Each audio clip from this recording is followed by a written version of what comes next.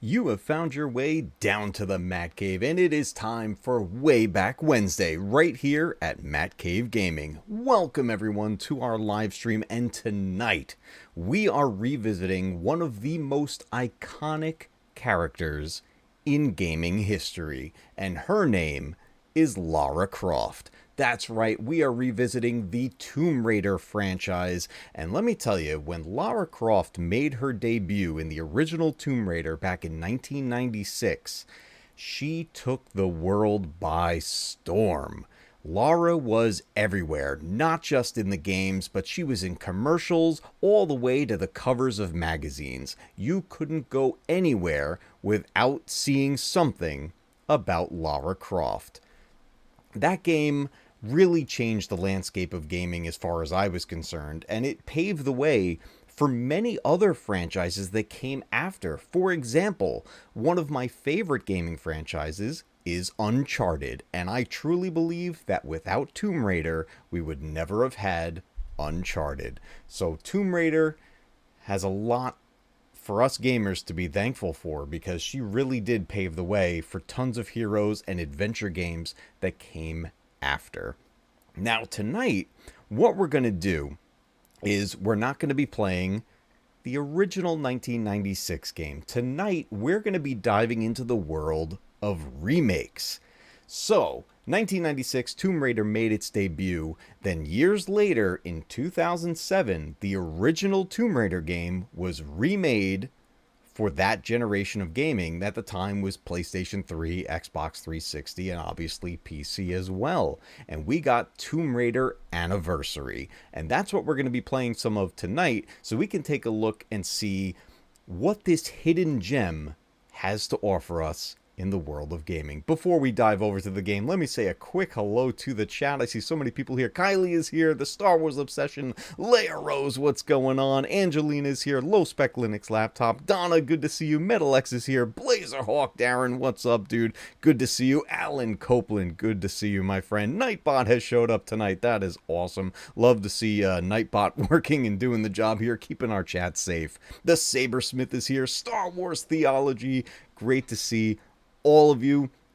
I hope you enjoy your time here. Be sure to smash that like button. If you're new here, click that subscribe button. But without further ado, we're going to jump over to the gaming screen. Let's do this. Alright guys, let's fire this thing up. Woo! Alright, here we go. What's up, Steve? Good to see you, my friend. Alright guys, we are going to dive into this game. Now here's what we're going to do. I'm thinking we play around a little bit. Oh, yo.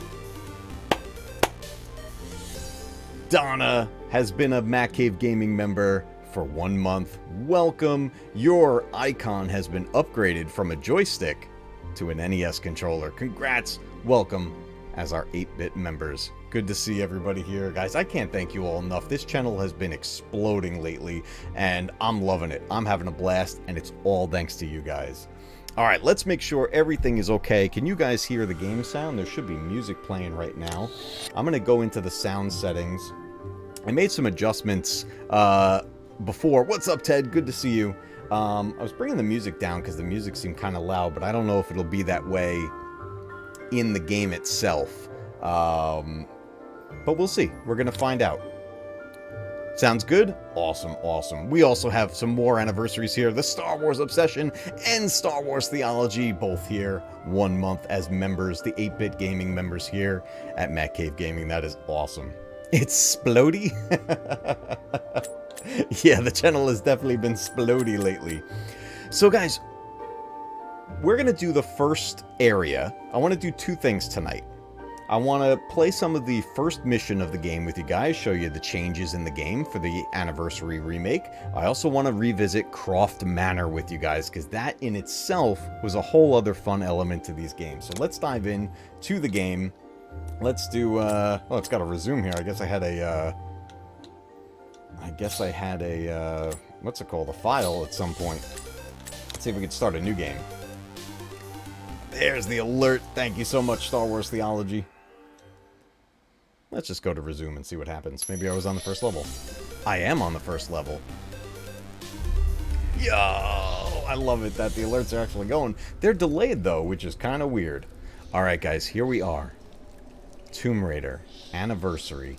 And as you can see right off the bat, the graphics are fantastic in this game. A great repolish and remake of that original game. And there was a few things that happened with this that we're about to take a look at here with the game mechanics, because they made some updates. Now, this game came out in 2007, but the year prior, in 2006, one of the sequels came out called Tomb Raider Legend. And in Tomb Raider Legend, they added some new control mechanics to the game, which were great, including the ability to use a grappling hook. And that's what we're going to use right here. So we're in the first cavern from the original game, which is awesome. And yes, Ted, you are making a very good observation. Yes, by this generation in gaming, we had rounded curves. How awesome is that? Things were, let's say, quite pointy back in the PS1 days, but by the time we got to this remake, things definitely rounded out. I think her character model looks great. I always thought it's hilarious that she's wearing a tank top and tiny shorts out in the middle of wherever this is in the snow. That was her original outfit, and she stuck with it. But let's take a look at this new mechanic here, because you see we have this cavern to go through here, and up above is a hook. I don't know if you guys see that like kind of rounded hook right up there. That's what we want to try to grab onto. Now, it's been a while since I've played this, so let's see if I remember what to do. There we go. So now she has the grappling hook, and we can actually move up the rope here. Let's see, I can swing this way. Oh, no. Oh, I fell off. Alright, let's see if I can get a hang of the controls here. Oh, boy. Hello, bats. Got her iconic dual pistols here. Oh, I can just throw the grappling hook whenever I want to. That's awesome. Lemon Meerkat, what's going on? Says, just came by to stop by and say hi. Alright, I'm going to go. Good to see you. Thank you for stopping by. I appreciate it. Good to see everybody. Alright, so we have our aiming. We can strafe while we're aiming. We can jump. I remember there being some fancy moves we could do. Let's see if we can do some of these. Oh, there we go. I figured it out. I always love doing that. Alright, which way are we going? I think I gotta get back on that hill. Let's go back around this way. See if we can find some of the puzzles to do and unlock some of the secrets of this game. I already got turned around right here, though. How do I get back to that hill? Oh, maybe I don't have to. Can I just go down here?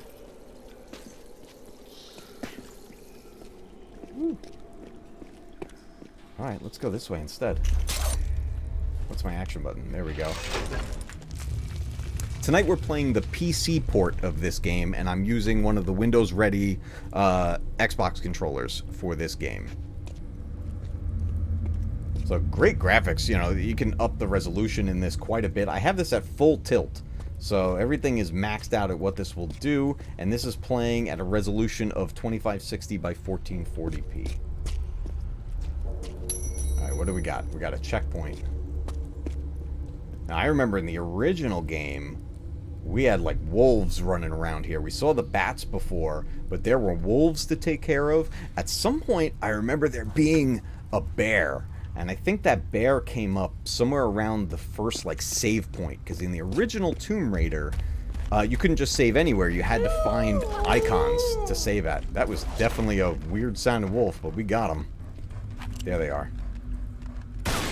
He's, like, stuck down there. Oh! Oh! Oh, my goodness! Alright, we gotta... Oh man, I'm getting my butt kicked.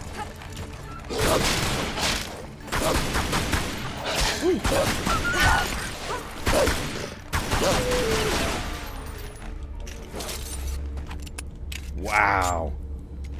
Man, those things really charged at you right there. What's up, old fart gaming? Good to see you. Now, can we just get back up here?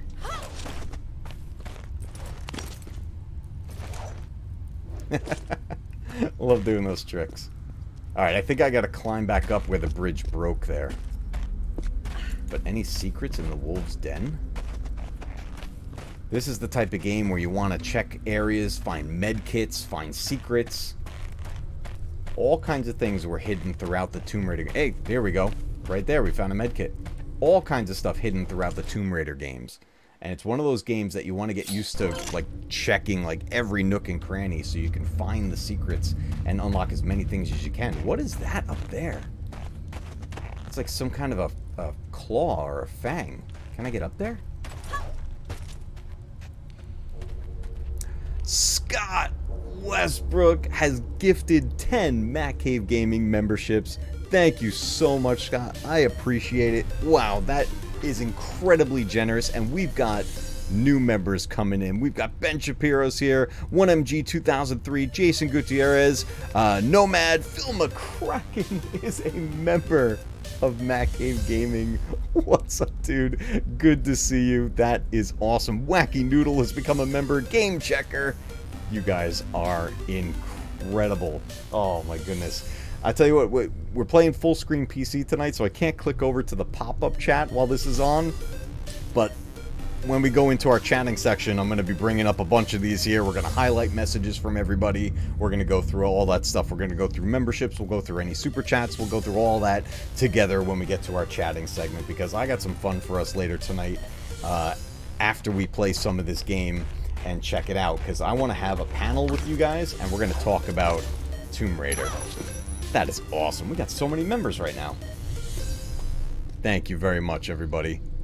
Black Dragon says, Phil's a member. That's it. I'm done. That is hilarious. Jeff, thank you so much for clicking that subscribe button. I appreciate it. Alright, let's see if we can find our way here. I don't know what that claw was down there. Can I, like, hang off the ledge right here? How does that work? Can I hang off? Oop. Oh boy. Maybe I can't. It's right down there. I don't know if I can actually make that. Unless I jump off the bridge to it?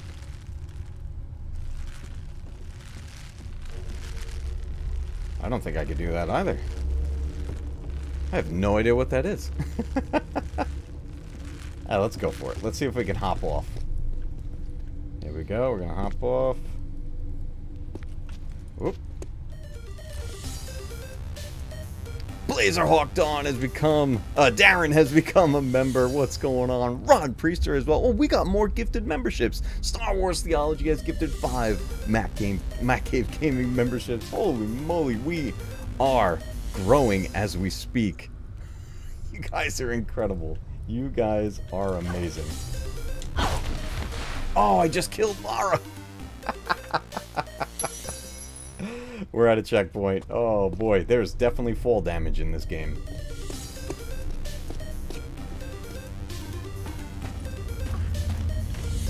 Alright, let's see if we can get back up there. How do we get back up there? You guys are incredible. We got the alerts going like crazy right now. I hope that's not popping in too loud for everybody. I don't want to blow out everybody's speakers.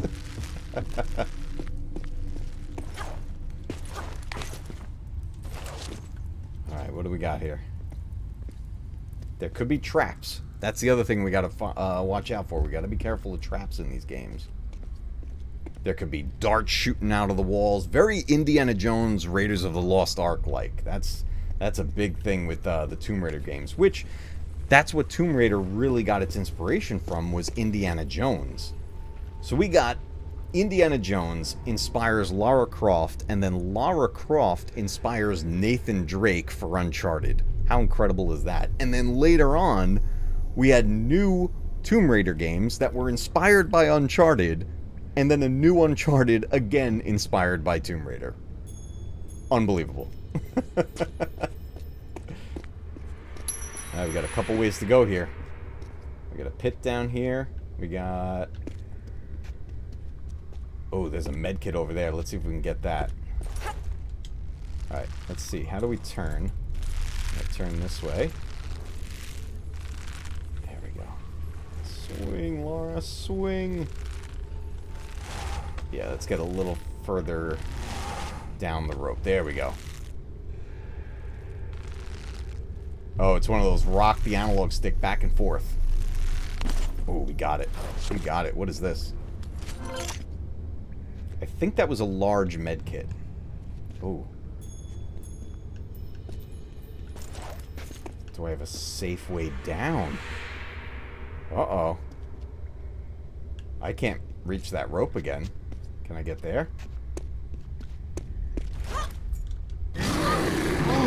What is that?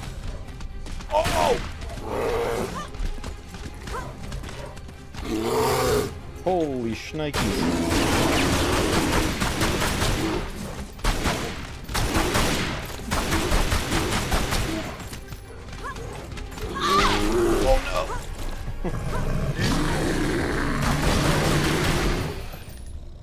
Wow, everybody, wow. Oh, man, I knew there was a bear. I just didn't remember where he was. Oh, what do we got here? We got another doorway.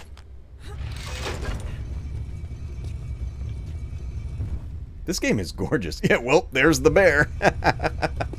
Oh, I gotta duck under that. Okay, here we go. That's timed.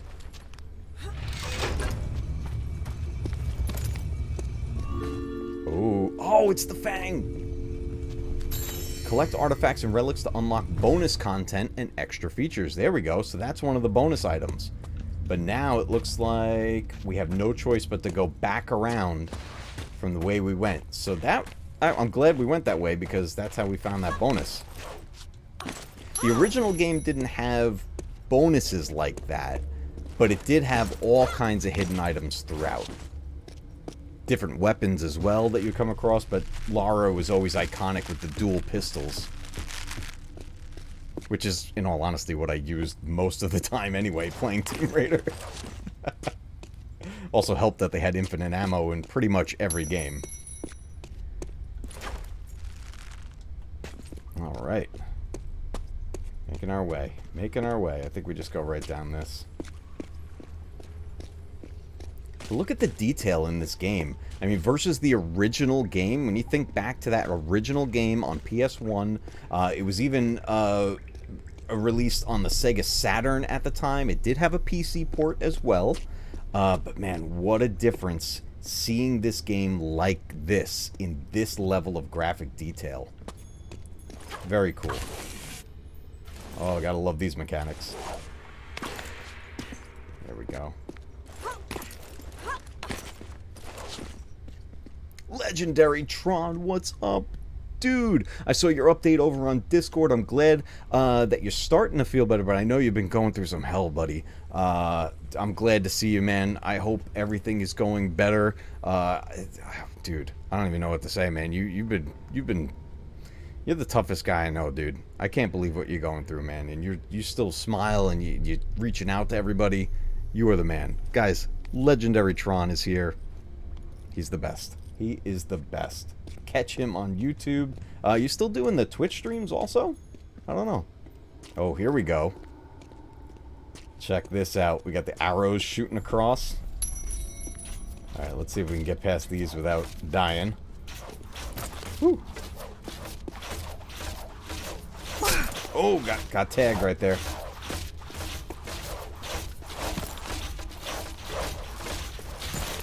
Oh boy, oh boy. Oh, got tagged. There we go, we made it. Oh, I'm hurting though. How do I use the med kit? If med packs are available, press V. Oh, it's... Oh, I gotta check out the...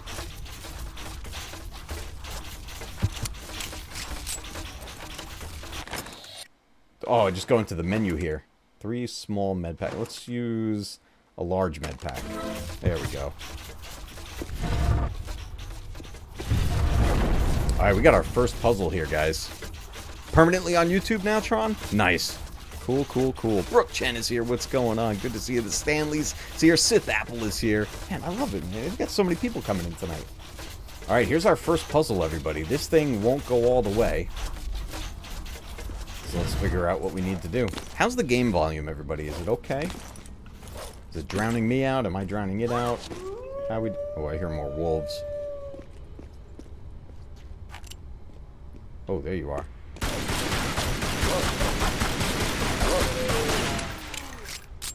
Let's go. Volume's perfect. Awesome. Thank you, guys. I appreciate it.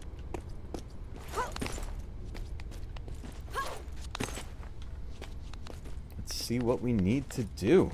Alright, we got something here. I think that's going to go down when we jump on it. There we go. What are we doing? We got one of the locks. And it stays down. Okay. Oh, it's timed. It's timed, everybody. We got to get back across. How do we get across?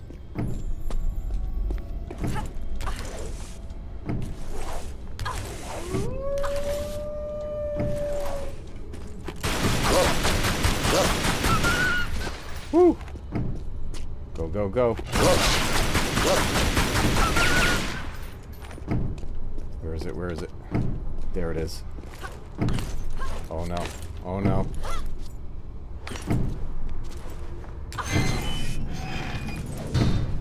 Get it, get it.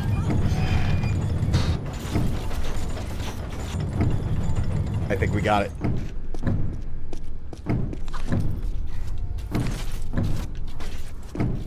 Square. There we go. We got the first puzzle done. We got this door open.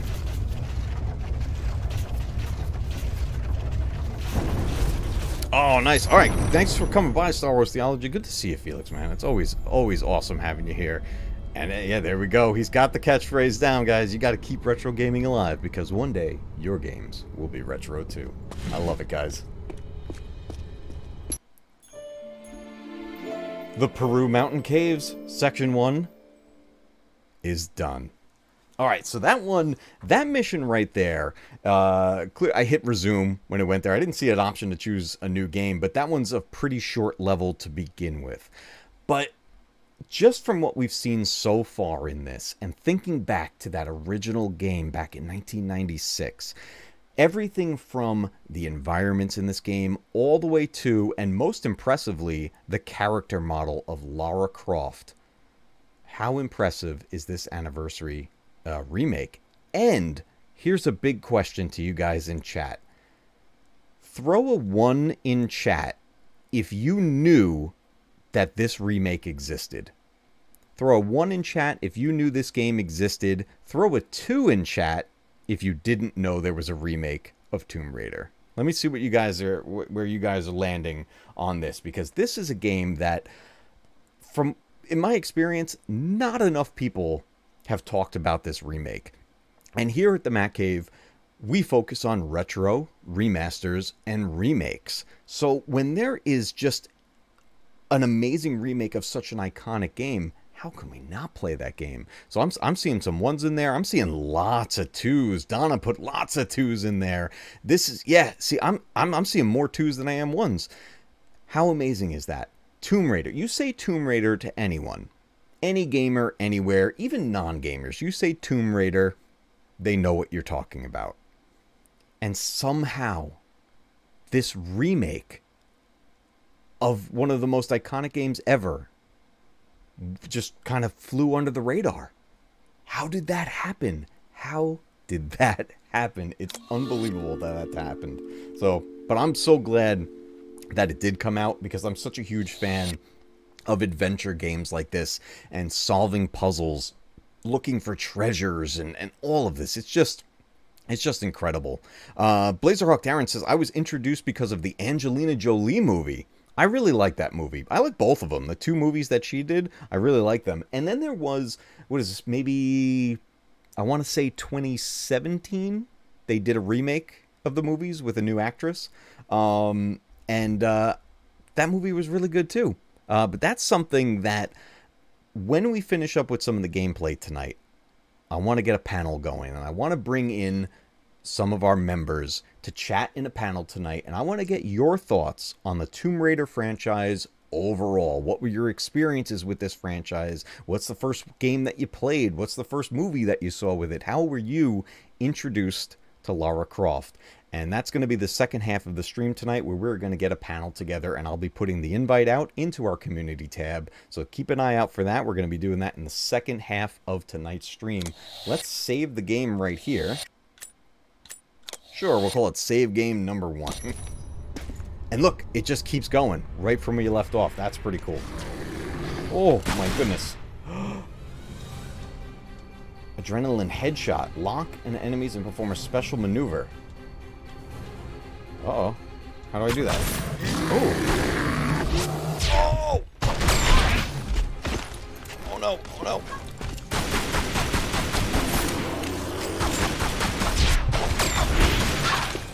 Oh boy. Wow. What a way to start a level. The bear just came charging out of that doorway. Love the atmosphere too. You hear like the wind going through the cave and everything. So cool. Alright, what do we got here? Lara can attach the vertical columns. And then we can slide down that? Okay. Oh, I can climb up these. Alright, what do we got? Secret Spectre? Woohoo! Gotta get those medkits in case there's more bears. Alright, Blazer Hawk, catch you in a little bit. Angelina saying, Matcave, have you ever played the Tomb Raider Definitive Edition? Yes, you're talking about the reboot, right? With the whole new character model and the reboot of the whole story. Yeah, I love that game. That game's great. I like the whole trilogy that came out with that one. Had a much darker tone, a little more, I would say, based in reality, somewhat, for her character, especially. She wasn't, you know, like, that first game, she's becoming the Lara that we know. So it was very interesting seeing how that game played out. I love that game. The second game in that trilogy, in the reboot trilogy, actually has a VR mode where you can go through Lara Croft in virtual reality. That sounded awful. You can go through Croft Manor in VR, which is pretty crazy.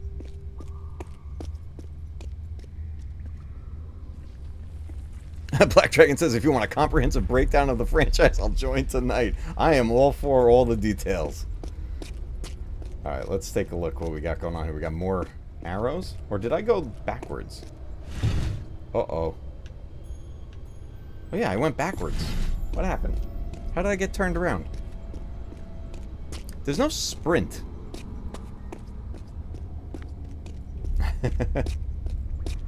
Yeah, there's no sprinting in this game, as far as I can tell. How did we get so turned around?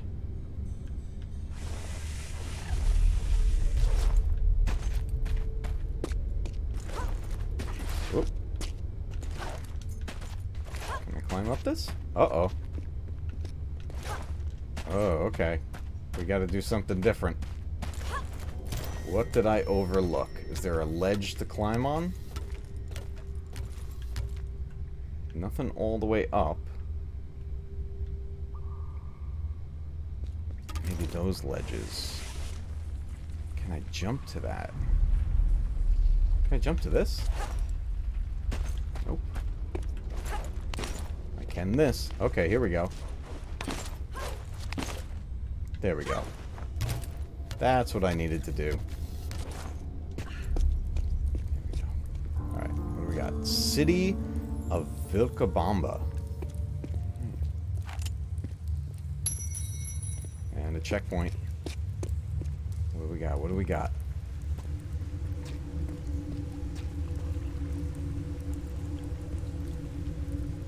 I don't see any enemies. That doesn't mean they're not out there, though. We gotta keep an eye out. Oh boy, I spoke too soon.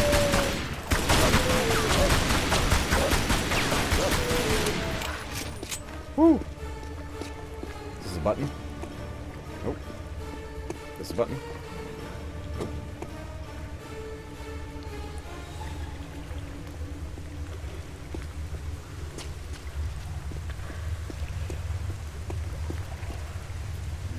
Okay, what do we got here? Another checkpoint. I'm hearing lots of roaring. Is there another bear?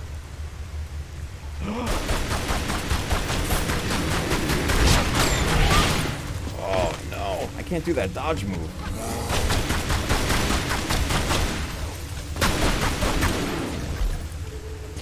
Take that. It was like hiding in the house over there. Can I go in here? Nope. I think I gotta use a med kit.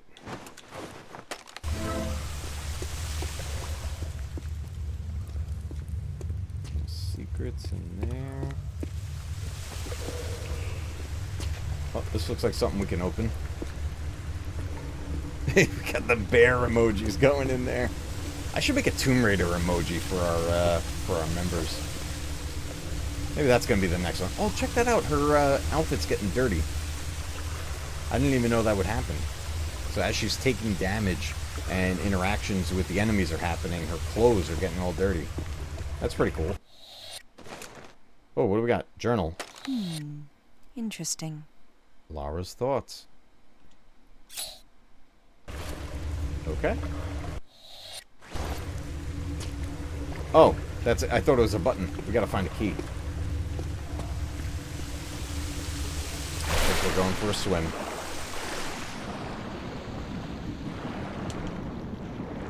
Where are we going? Is the key down here?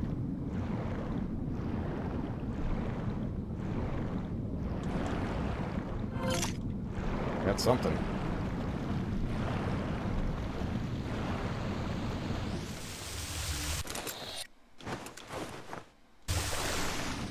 Oh, right here.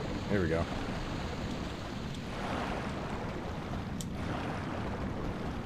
Some fish in here. Oh no, I'm gonna drown. Oh!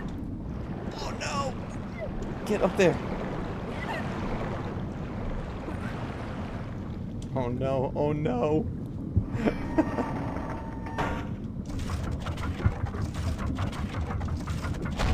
Up, Lara, up, up, up. No! Oh no! What a way to go out. Where do we start? Oh.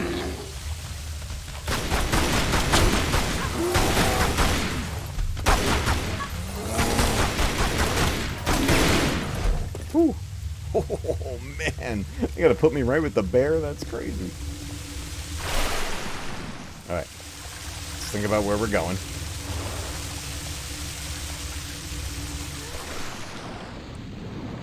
Where was it?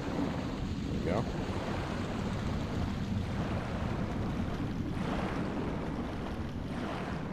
Okay, okay. Let's go, let's go. Get the lever. Come on, get the lever. Oh no, oh no. Oh, come on, come on, come on, come on.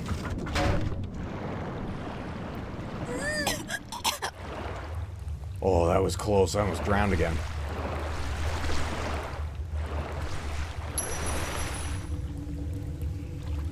Okay. Oh, even her clothes got all... Look at that. It's darker blue now. You can see the clothing got wet. And you can see even the water dripping down her skin. That's crazy. They put a lot of detail into this game. That is awesome.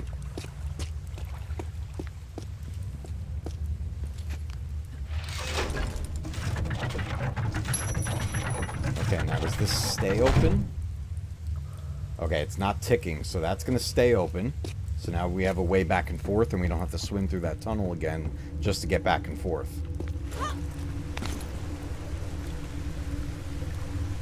Okay. Oh no. Oh no. I missed.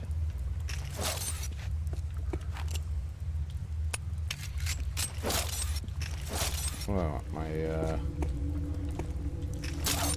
think I need my grappling hook, right? Or I could just shoot that. Okay. Oh, that dude spent some time in a cage. Alright, so we're going to be able to move that block.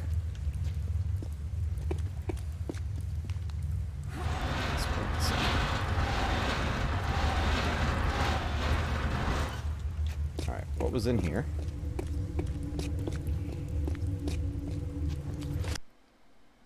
We got shotgun ammo.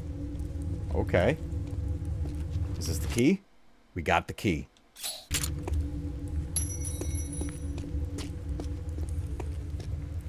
Ooh, where's the shotgun at? That's something I want to find.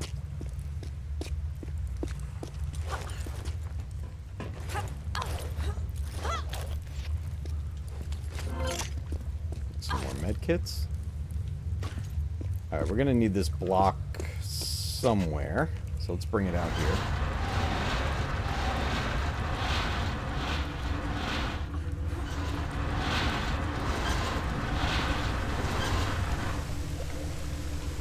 Okay, the question is where?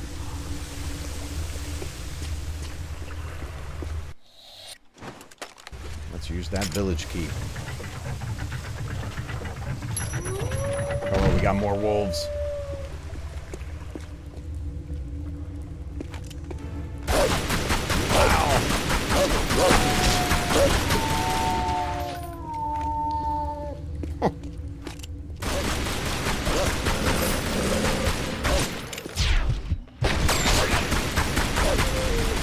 Definitely couldn't do that move in the original.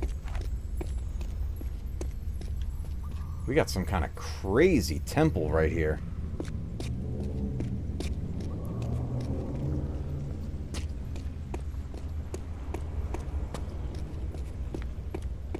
I love exploring game areas like this, just where there's so much detail put into these games. It's just so much fun to look through these things. I'm seeing a bunch of other people coming into chat right now. Solid Snake is here. What's going on? Little Mac, what's going on? Yeah, that slow-mo visual. It's so cool.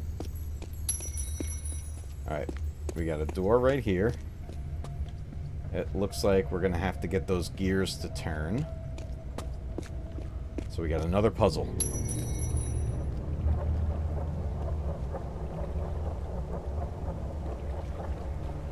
Do we need anything in the water?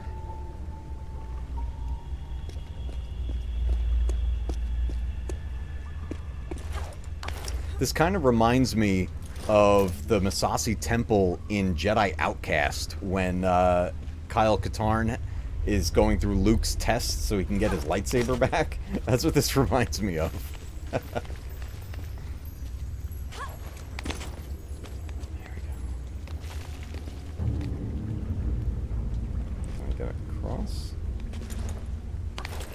There we go. Okay. What do we need? What do we need? Something to turn those gears. I think that's what we're looking for.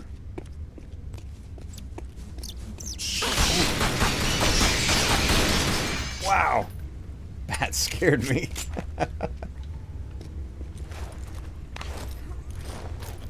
Okay. Okay. What do we got? We are way up. Let's not fall off.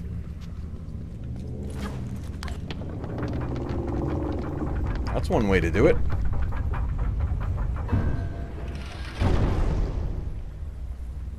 I like that. Okay, let's go to the other side. Rock and roll, Lara. Oh, I can't get up there. Okay. No worries. Ooh. Can't get up there.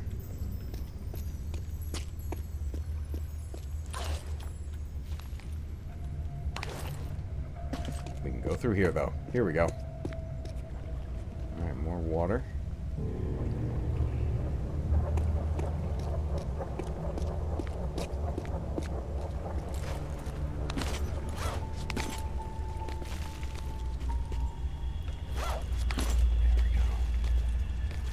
Very creepy in this area, right?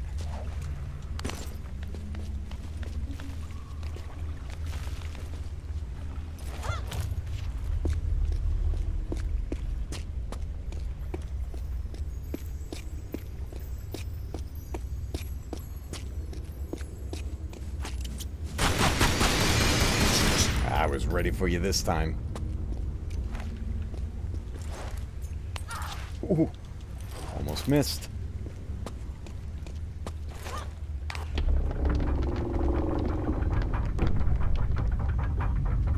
1 week until Ahsoka! Guys, I am psyched for that show.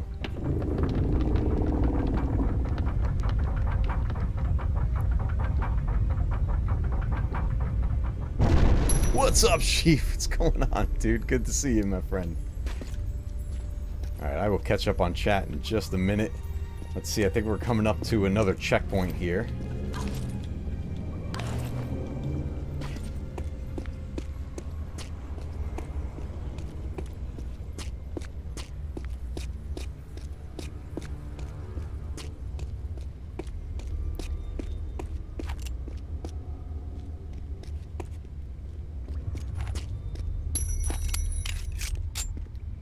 Absolutely love the atmosphere of this game. Ooh, there we go. Okay, we're gonna have to make some jumps.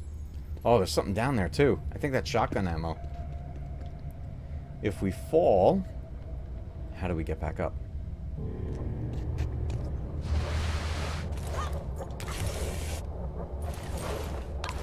That's definitely shotgun ammo down there, but I don't have the shotgun yet. Lara can balance on the top of thin vertical structures, jump toward the column to perch on top. Oh, that's a new move. I like that. Oh, man, I really want to go down there and get that ammo. But how do we get back up? Maybe there? That looks kind of high up, though.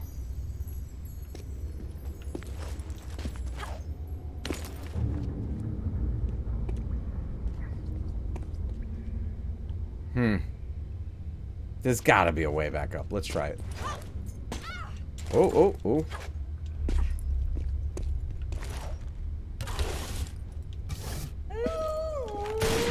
Where?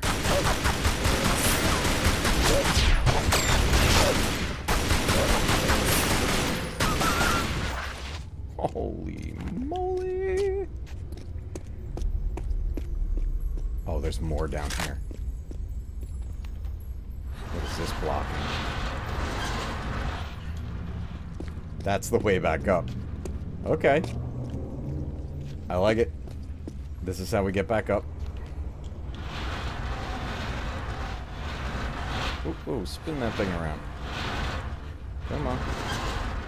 This way. Ah, I see. Interesting. The controls when moving the crate are tank controls. How about that? Was not expecting that. Spidey Librarian! What's up, dude? Good to see you, my friend. So many people coming by tonight. I love it. Good to see all of you. Oh, let's move over a little bit. Oop, hang in there, Lara.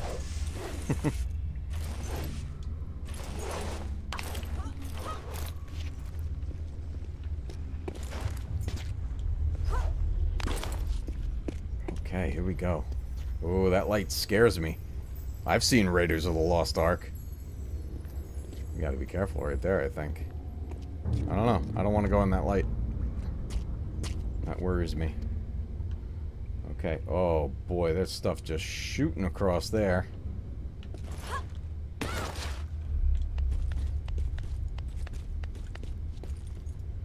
And jump.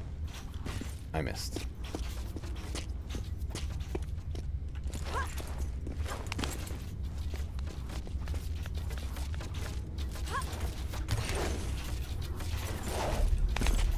Oh, okay. That works. Is that right above my head? Oh, we gotta time this. Okay, okay. Go! Oh, wait. I'm facing the wrong way. I gotta go this way.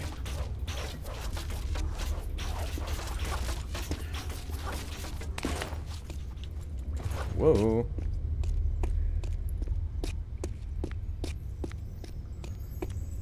I didn't just go backwards, did I? Ooh, why is it getting, like, blurry right there?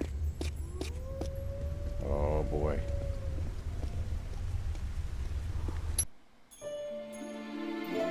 That's the end of that section right there, guys.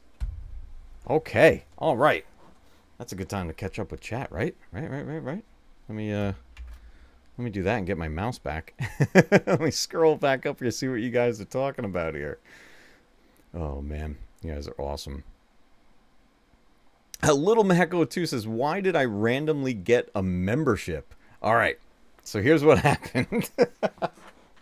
We had a few of our members tonight gifted memberships to our 8-bit level memberships here at Matcave Gaming.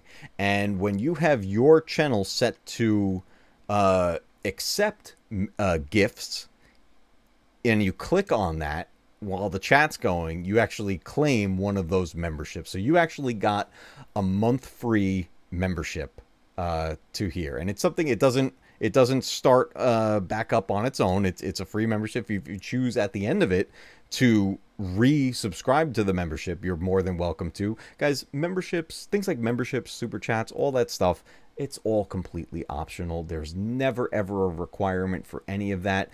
But that said, I greatly appreciate all of you and everything you guys have ever been willing to give. That's just incredible. It helps keep this channel going. I can't thank you enough for the support. It is unbelievable. You guys are amazing. You truly are who keeps this channel alive. I just absolutely love playing this with all you guys here.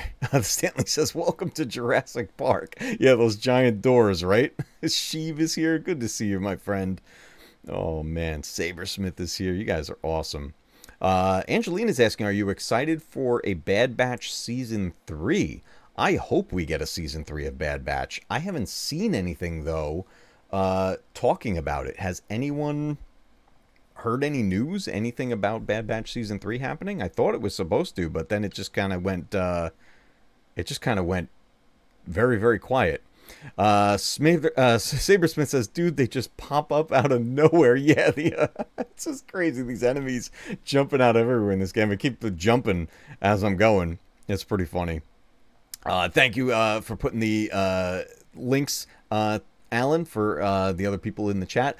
Yeah, it's something, by all means, everybody here, if you have a channel as well, you are always welcome to promote your channel here at Matcave Gaming. By all means, please promote away. I even have Nightbot that does a reminder every once in a while in the chat to remind everybody, hey, don't forget to subscribe to the other content creators here and chat with you. So many of you guys truly are friends, and I want you guys to have as much success as possible. So please, by all means, always feel free to promote your channel when you're here. Tripping Orc is here. What's going on, dude? Good to see you. Steve, dude, you are amazing. Steve has just gifted 5 Matcave memberships.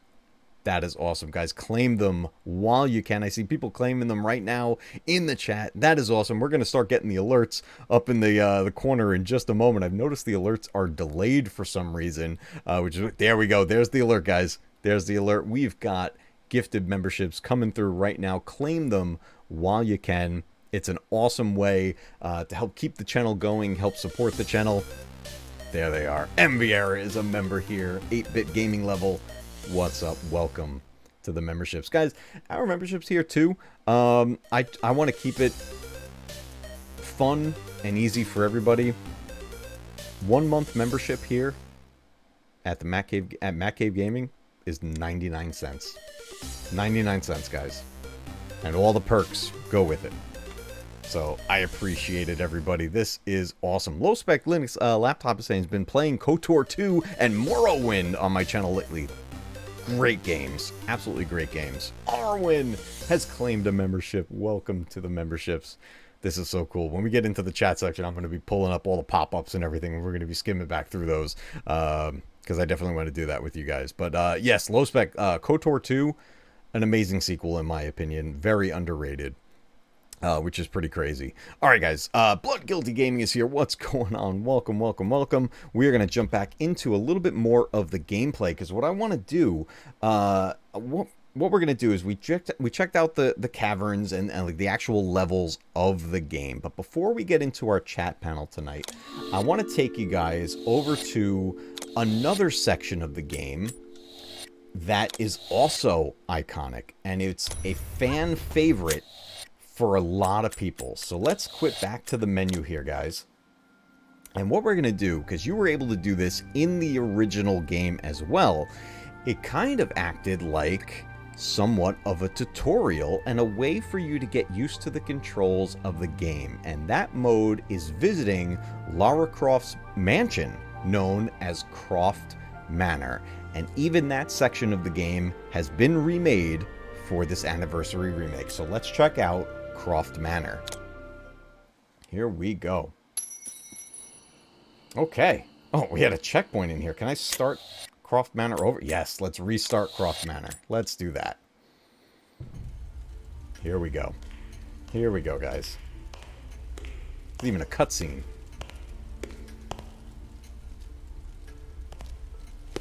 We have a letter. Miss Croft, pardon the mess in the foyer, but a rather large shipment of antiquities arrived while you were out. I would have had the crates placed in the gallery, but the security alarm has somehow been activated, locking the room from the inside. If this was not concerning enough, the renovators have shut off the water supply to the entire manor in order to continue construction of the pool house. On the bright side, I've located your missing journal and returned it to its appointed hiding place in your room. Faithfully in your service, Winston. Winston! Alright. Okay, so we got some stuff going on here in Croft Manor. We got all kinds of crates full of antiquities that arrived. So they're all over the place, which are going to act as kind of tutorial sections for us to learn how to climb and all that stuff. Interesting plot point, though. They turned off the water to the mansion. So that's interesting. There's lots of construction going on in Croft Manor. But I want to point out something while we're right here in the view we're looking at. If you look above the fireplace, there is a portrait of Lara with her father. Now, that is a story that has... The story with her and her father is something that has been within these games pretty much since the beginning. They really expanded on it in the sequels, especially Tomb Raider Revelation, which not only came out on the PlayStation, but was also on the Sega Dreamcast as well. A great port of that game. Revelations went into a great in-depth story about Lara with her father when she was younger. Then they even go into it further in the movies with Angelina Jolie, where her actual father plays her father in the movie. How cool is that? Jon Voight was in the movie as Lara Croft's father. It was very cool. So I think it's awesome that they have that portrait right there above the fireplace, and ways you can find little hidden things. Or not that it's so much hidden, but that's a nice touch to add to the game. And fans of the Tomb Raider franchise appreciate things like that, because that's the first thing you notice is that portrait of the two of them, and right off the bat you're like, oh, there they are, there's her with her father. So very, very cool touch to the game. Vanishing Golem, what's up? Welcome to the stream, my friend. Tripping Orc says, can you still lock Winston in the fridge? I don't know if Winston is actually here. If he's here, we're gonna find him, but I think all we hear from him is in these letters. So let's take a look through Croft Manor here a little bit and see if we can find some secrets. So here's all those crates that they were talking about in the letter. Is this a button? Look at that. There's an arrow hidden behind the fireplace. That's cool. Now, can we drag a crate to that? Yes, we can. So here we are. It's teaching us how to utilize these abilities, but also it allows us to find secrets.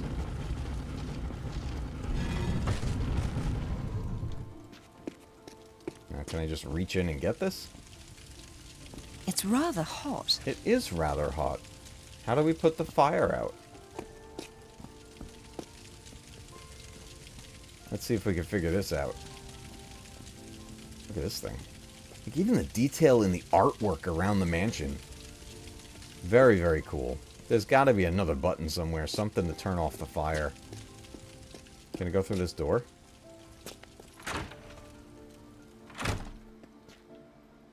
What do we got here?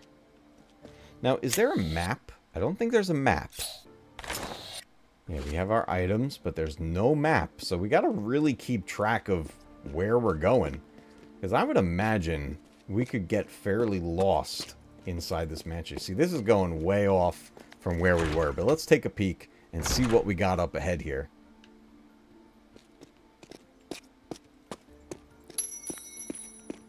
Look at this room. What is going on in here? That's what we need the arrow for. Right there. We got to give it to that statue. Look at this stuff. Oh, this is fantastic. I haven't played this section in years. I haven't played this game in the longest time. I've played the original Tomb Raider, the PS1 disc, far more recent than I've played this one. So this is an absolute treat getting to dive into this again. Let's see if we can figure out how to turn off that fire and get that arrow. Oop, ran right into the wall.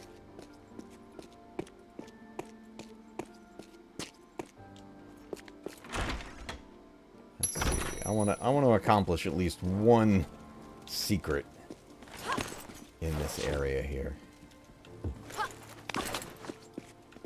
Oh, fell off.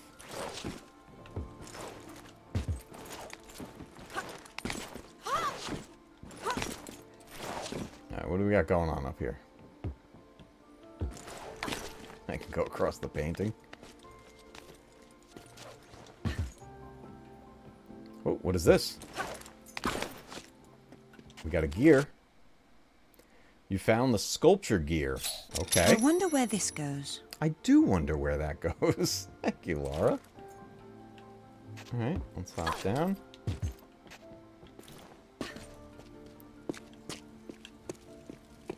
There's got to be something nearby that turns off the fire. Right? You would think it would be nearby. Oh, no. That's the door out.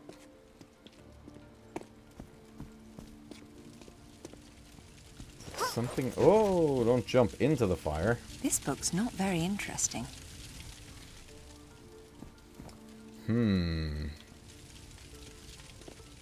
What's upstairs? Another door right there.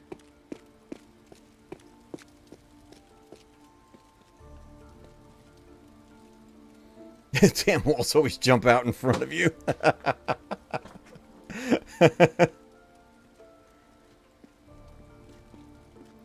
Metal X saying, hey, my wife just asked who is Batman cartoon, and I said a legend.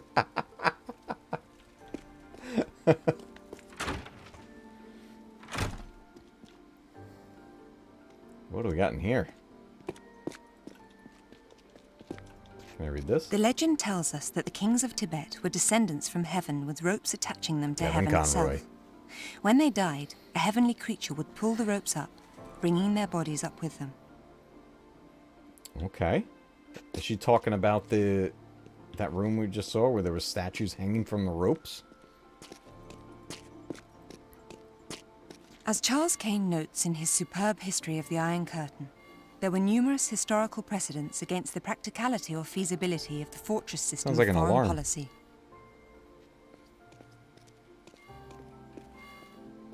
Something's missing. Oh. What goes here? No. Not the gear.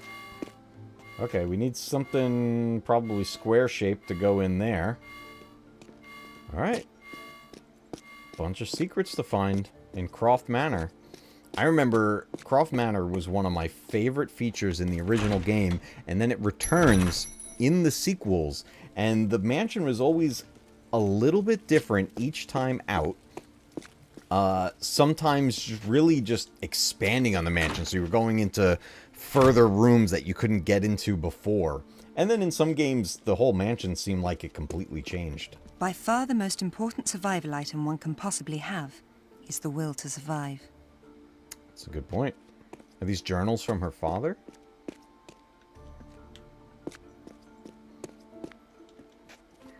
The native population of Costa Rica was ravaged by diseases brought by its conquerors and barely managed to survive to see the establishment of a capital city.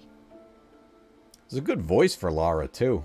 I like the voice actress in this. I don't know her name, but she does a really good job in this game. I've never been fond of locked doors. Oh, so whatever we do on the other side will probably unlock that door as well. Okay.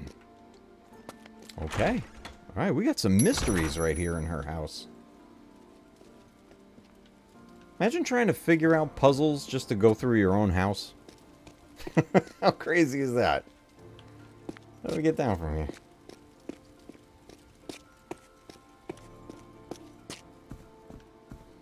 Let's check the other side.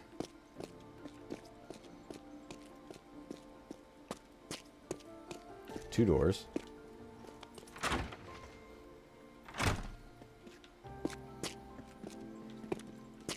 Better still, the new .50 caliber round comes with a full metal jacket designed to maximize muzzle velocity and power to the target. Oh, we got stuff about her weapons.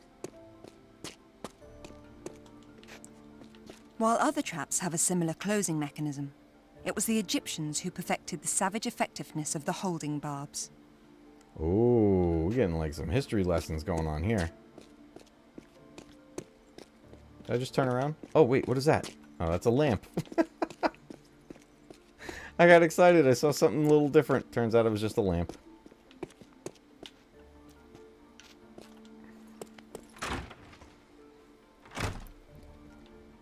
What do we got? What do we got? We got levers. Okay. Oh, Winston.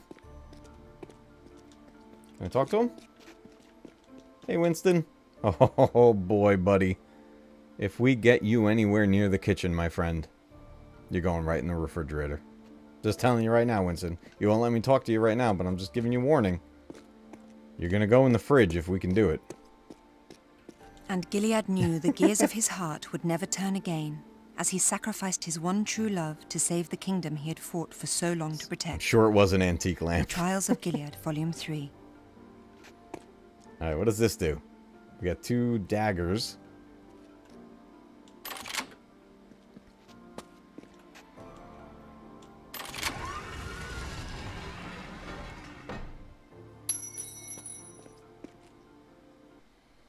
What is this? You found the journal.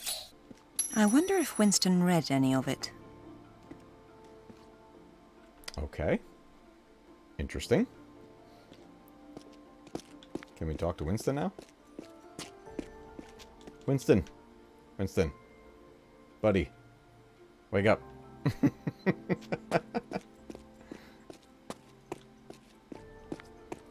Oh, we found Lara's bedroom. What do you got hidden in here? Prolific evidence exists that the ancient Eskimos would carve extremely detailed ivory maps of their coastline and hunting waters. He's trying not to stare.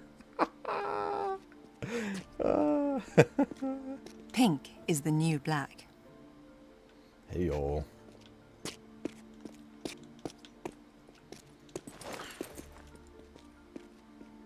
Oh, there's a book on the bed. It is only through knowing our history that we can learn from the past. I like that. I like that point. Okay, what's through here? Nothing. Is that her hamper? Alright, we got our hamper. She's got a little sofa right here. Wow. Bed right in the middle of the room. It's kind of funky. This book's not very interesting. Oh, well then. Alright, Winston, what are we doing? What are we doing here, Winston? You're the man with the plan. Telling you, Winston, if we find the refrigerator, collect relics to unlock new outfits for Lara. That's cool. I think I'll slip into something else. Oh, I don't have any unlocked. 1, 2, 3, 4, 5, 6, 7, 8, 9. 10, including the one we're wearing. 10 outfits for Lara to wear in this anniversary edition. That's pretty cool. I wonder what they would be, and will they be strictly related to the Tomb Raider franchise, like maybe outfits she wore in the sequels, or did they take the route of having outfits that reference other games? For example, in Resident Evil 3 back on the PS1, you would find a boutique shop and you could change Jill's outfit and she could dress up like the main character from Dino Crisis, which was pretty cool. Oh, yeah. This is, we must unlock immediately. I want to know how to get them. So we have to find artifacts in the game to unlock that stuff. All right, so it looks like there's nothing else I could do here. I really want to figure out how we turn off the fire to get that arrow. Vanishing Golem says, starting my Matcave Gaming binge on to 4,000 watch hours. I appreciate it, guys. We are getting really, really close. I can't believe how much the channel has been growing lately. It's like YouTube suddenly found me.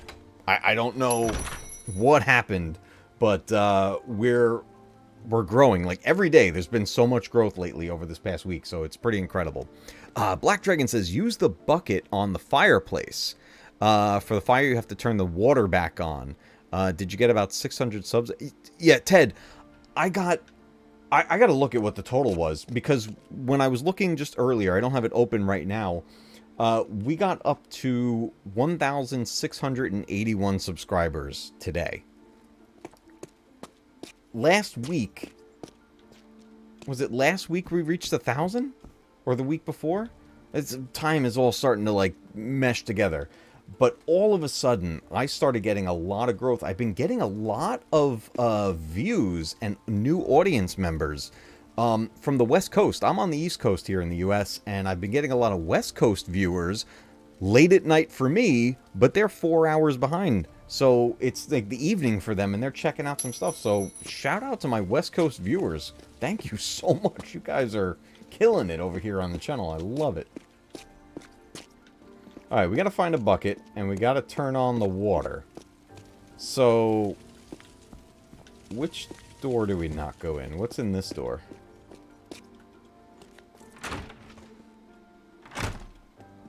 Don't forget about us when you're famous. I would never forget about you guys. You guys make this possible. Oh, we got a long hallway here. This is looking Resident Evil-like. What was that on the floor? Oh. Is that blood? Guys, is that blood? Is that coming through? Scotty, what's up, dude? Yeah, I know, right? If only AAA Gaming wasn't shit. I'm talking about how this hallway looks like Resident Evil, and we just found blood on the floor here. It's dark. It's in the shadows. There's definitely blood on the floor right there. What the heck happened in here? There's more right here. Is there something on the ceiling? Now I'm, like, worried about monsters.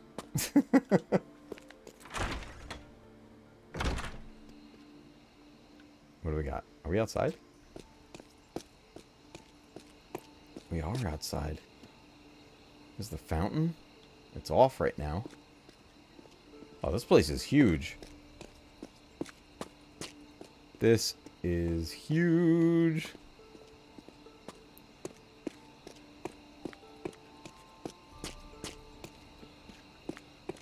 What do we got going on here? Checkpoint. This is definitely a puzzle. Oh, can I use the gear here? No. No. No. This is definitely going to be a puzzle. We probably have to point this in the right direction. Garden hours, 11 a.m. to 7 p.m. Well, alright then. We got a sundial here. Oh, that looks like water controls over there. Nice. Look out for the zombies. Dude, if zombies show up in here right now, I don't have a weapon. Yeah, this is the water main. No. What do I need here?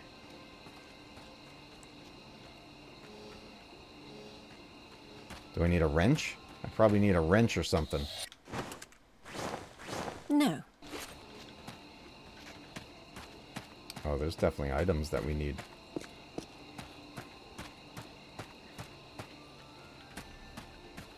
The camera's a little floaty in this, I'm not gonna lie. It's not perfect. But overall, does really well. Tit says, I watched that play of Cloud Resident Evil. Not bad. Now I want to see the rest of the story. Oh, Resident Evil 7? Yeah, I posted a new video earlier today, guys. An update looking at Resident Evil 7 Cloud Edition on the Nintendo Switch. I swear, they just keep updates a secret. No one ever seems to announce them.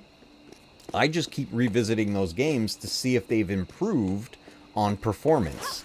And Resident Evil 7 Cloud Edition has definitely improved. Is it worth spending $40 on a cloud game?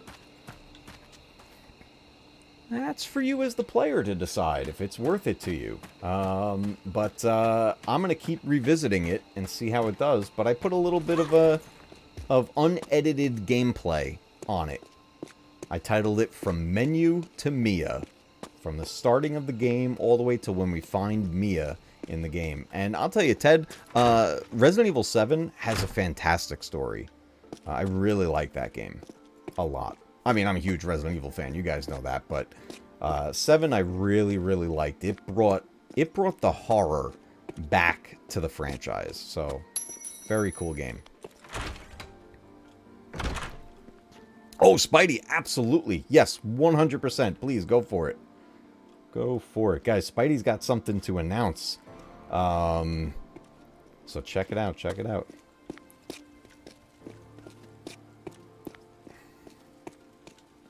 Oh, can't go through that door. I don't think I went through here.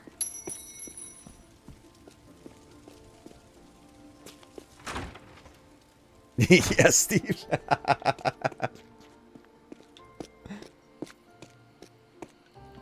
I'm trying to find like a wrench or something. Something to turn on the water main. Another gate here. Got the C crest right there. Another C. I don't know where this is going to be. Sith Apple, I watched Resident Evil Death Island yesterday. I loved it. Oh, here we go. We got our, like our training area.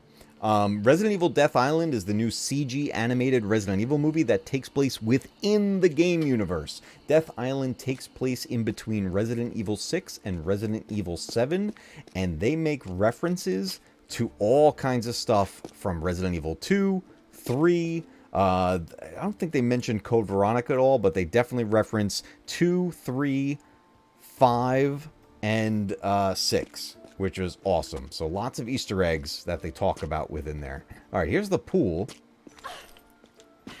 Anything hiding in here? You gotta be able to find something, right? Maybe I gotta complete the course to unlock something? Let's start at 1. There we go. Let's complete the course. Oh, can't get that. Oh, sick. Okay.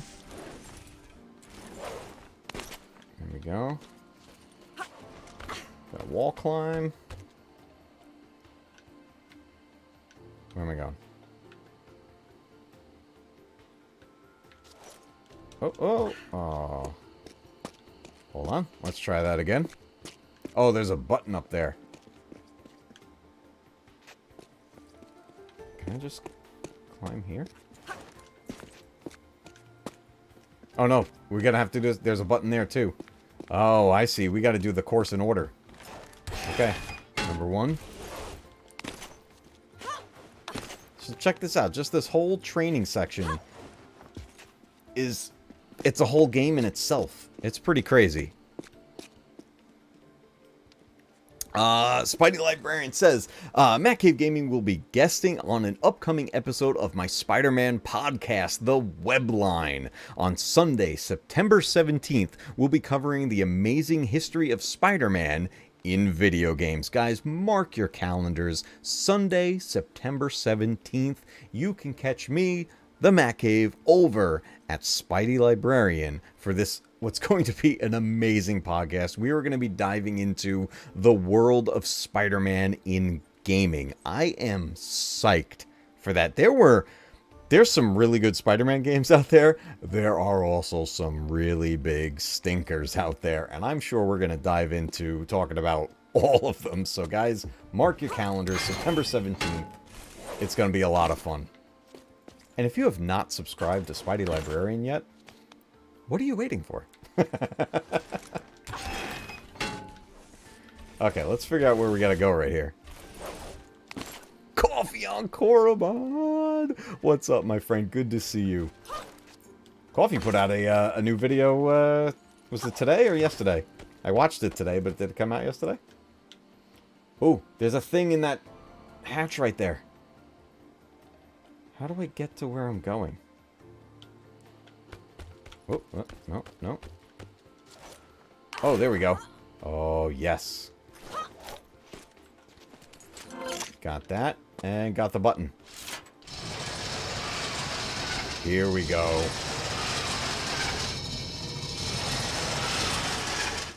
Wow. Oh, wow. Okay. There's an elephant in there. That's probably one of the artifacts that we need for unlocking the new outfits. But how would we get to that? Okay. Can I make that jump? Let's try. Oh! Oh, it was close. It was close. Okay, let's do path number 2. We got 2, 3... 3 paths. Okay, let's do them.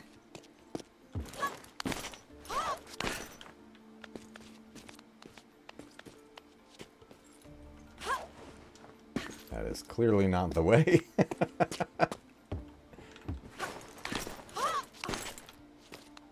Where are we going? Where are we going?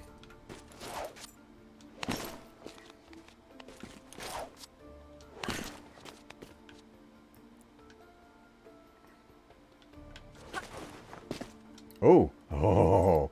Oh, boy. Okay. Yes.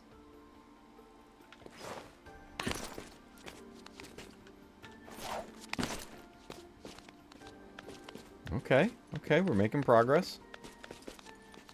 Oh, this is how we get the elephant.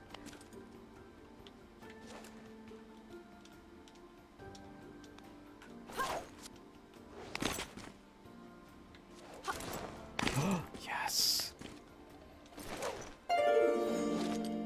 Oh, that was awesome. Okay. Oh, that hurt. Now we gotta find the actual way. Alright, Stanley's.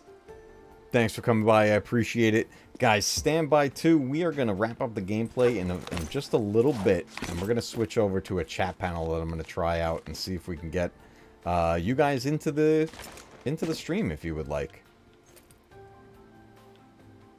Alright, where am I going? Oh, oh, oh, whoa.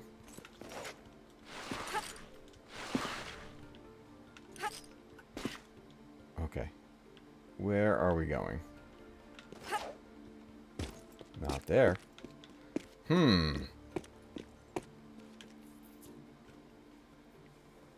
Okay, interesting. I don't see where we can go from there.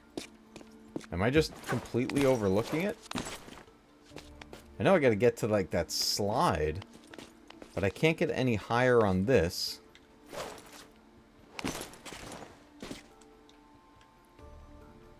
I can't jump that high.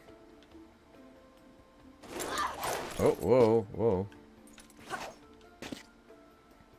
So maybe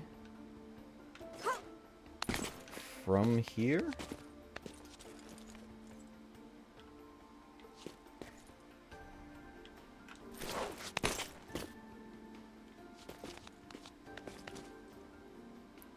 And then maybe to there? Okay, let's try. No, that didn't work. Can I do number 3? Let's see. Will it let us do it out of order?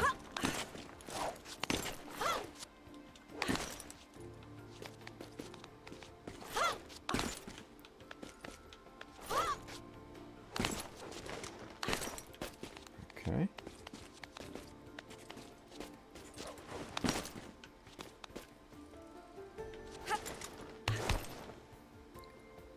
Oh, oh. Okay. Oh, that hurt. The elephant was path 2, now go to 3. Okay.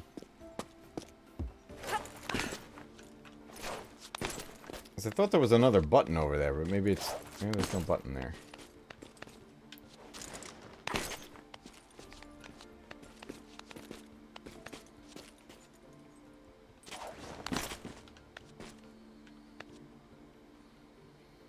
Maybe I want to go down? Let's see what's across here.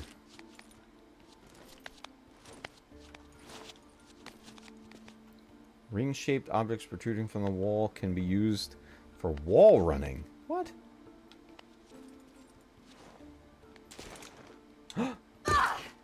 Oh, I don't have... How am I going to do that? I don't have the grappling hook.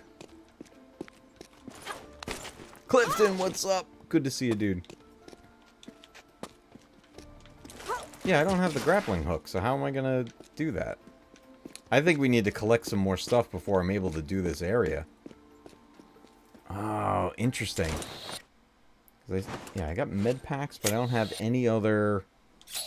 I don't have any other items in there, which is kind of weird. So I think I have to find some more things throughout Croft Manor in order to be able to do this. Like, that definitely had the icon for the grappling hook, but I don't have the grappling hook right now.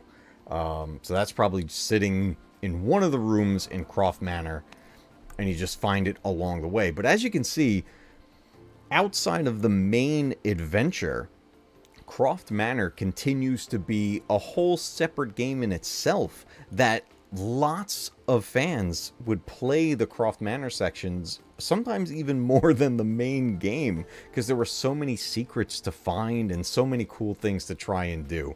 Alright guys, I want to do something with you guys here tonight and see if we can get this working, because I would love to hear from you guys about this franchise and get your thoughts on it. So we're gonna slip away from the game for a moment here. Let me switch over to my other cam. Oh, we're trying. Where'd it go? Okay, here's what we're gonna do. I am going to grab a link for you guys. Actually, let's just get over to the screen that we're going to use. Alright, everybody. This is our gaming chat screen. And we're going to try something out here. So, bear with me a second. I'm going to start this up. I'm going to copy this link. And then I'm going to go over to our community tab, guys. Guys, check out on the main page in the community tab for members, both old and new. I just put a link out in our community tab that'll bring you guys into the stream if you'd like to come in and talk about the Tomb Raider franchise tonight.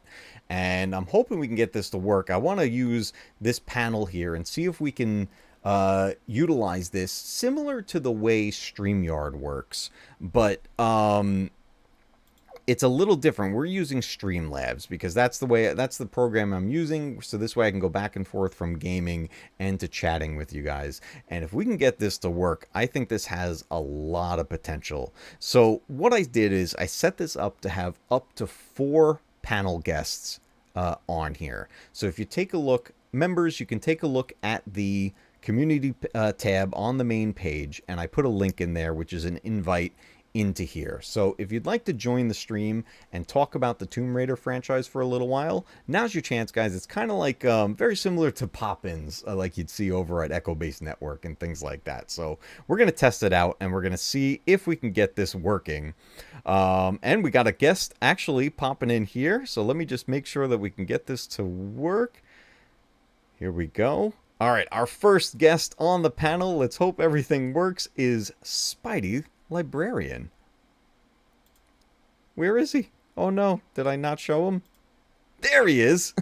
Okay, hold on. Hey, I see you now. How you doing? What's up, dude? Welcome to the stream. Good to see you. How's it going, my friend? It's going pretty good. Just kind of chillaxing after after a day at work. I just had a date night with my fiance. We watched the Very season nice. finale to Star Trek: Strange New Worlds. Oh, and wow. we're kind of off doing our own thing. I love seeing like you have such cool backgrounds, you know.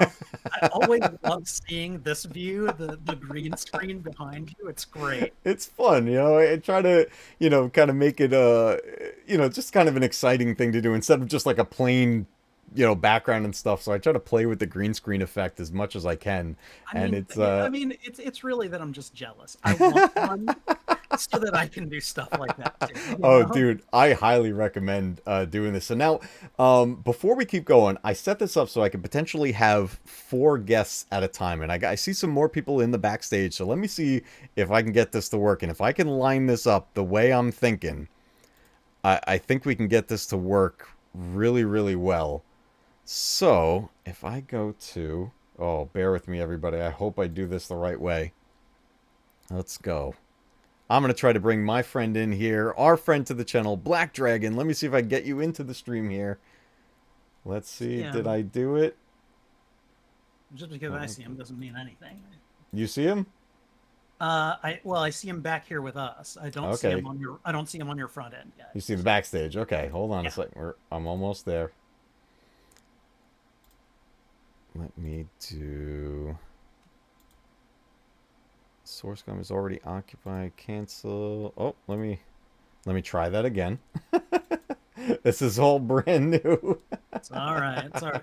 This is how it works, you know. Like we try out new pieces of technology, we fumble around with it and screw it up for about the first 4 hours, and then eventually we figure it out. You know, that's just how it works. That's what we do. Oh, I think I see what I need to do. All right. Yeah, I see that I'm on like 1/4 screen here in your front end. So did that work? Do I have coffee on Korriban on stream? Can you hear me? I do hear you. Oh, great. I can hear you, Coffee. I can't see you. My phone There it is. selfie-facing camera has the glass cracked on it, so Oh, there's like no point in showing my Are you face. coming from the set of a horror movie? Because like, Yes, it's me. dude, That's me. I'm right here. I like that effect, you know, you might want to use that at some point. That's really cool. That's hilarious. The camera is fine, but the glass on top of it is cracked. There we So. go. That's definitely more color, Yes. more color, How do I get... and less. See. I'm making a salad, so you guys are gonna stay right there. Oh, okay. All right. Nice. No worries. John, I'm trying to get you in too. I don't know. I see you in the All right. main screen. But why can't I bring him into the stream? I have it listed. Okay. Let Collab me cam just 1. jump on. Let's see. I see. Okay. All right. Wow, maybe I need to do something different with this. I don't know why it works so easily to get you in, and then I can't get anybody else in. Yeah, I see Black Dragon and Kylie here, at least backstage with us. Oh boy, it's always a test of some sort, right, guys? It all failure is. Right? That's exactly how it works, right? I mean, this is how you get successful with stuff. You get a headache first, you know? John, can we hear you? There we go. I heard something. I think we... I don't know if my mic's actually working. Oh, wait. Yeah, you sound far away. Yeah, I hear your mic. It's just low. Let Let me turn that All up a right, little I bit. see him on screen with us. So Actually, that's good. I have max volume on there, but there we go. So I could definitely hear and see you, which is awesome. And then we actually have Coffee on Corbon's here in the right under Spidey Librarian. It's got the camera issue going on. And let me see if I can get Right, our making a fourth salad. guest in You guys here. aren't hearing me chewing, are you? Hey, it's all good. It just comes with the eating. I mean, I didn't notice until you said something, and now I'm never Okay. going to unhear it. Crunch, crunch. Kylie, I see you over there. I want to try to get you in on stream. Let me see if this works. There we go. Welcome to the stream. Hello there. Hello, hello. All right. I'm going to resize here a little bit. We're going to get everybody in. You know what? I'm pretty happy with that. It's just even getting this to work as much as we just did. Can everybody hear our guests? Guests, everybody wave and say hello. Hello. Very awesome. All right, Actually, cool. I typically go thwip. So. Yeah, we always got to get the thwip. That's awesome, dude. All right, perfect. I am thrilled that we can actually get this to work. I know it's different than StreamYard. I know everybody usually uses that, but I wanted to find a way that we could get people in on the stream where we go back and forth from the gaming. And I think if I perfect this, we could get something really cool going on, because you could literally make any layout that you want with Yeah, it. there's So, potential, definitely. oh, tons of potential. I think you can actually have up to 10 guests doing it this way. Oh, wow. And I think they're adding more Dang. in the ability. So it's pretty That sounds cool. like a nightmare to me. Yeah, I know, right? I have to have like a crazy layout in there. But I am thrilled that we could get this working here. And this is something I've been dying to do ever since I started the channel, was get people on. And I want to get, you guys hear me blab on and on all the time, right? I'm talking about all these games and all this stuff. But I want to hear from you guys. I want to know what your thoughts are on these games that we play together. We're having tons of fun in the chat and all that stuff, but I would love to get your thoughts on the Tomb Raider franchise. I know that, just from what I've been seeing in chat, we all came from different backgrounds with all this stuff and where we started with the franchise. But I'd love to, I'll go around the panel. So Spidey, you jumped in first. I would love to hear where did you land with the Tomb Raider franchise? When did this all start for you? Well, so the Tomb Raider franchise to me is I have the distinction of not really playing the Tomb Raider franchise, but I can tell you that the Tomb Raider franchise means a lot to the women in my family, because my mother plays, or at least played, the Tomb Raider. I think it was like the very first one on the PlayStation. Nice. And I remember, like she would tell me about it, and how like my little sisters would watch her. And my little sisters, two of them are like 10, 15 years younger than I am. And so they were like tiny when she was playing this game. And so I think, I don't remember if the first one is the one that has like a big Tyrannosaurus Rex that you get attacked by. Yeah, was that the first one? I think so, right? I don't know. But all I know is that she told me the second one. Okay.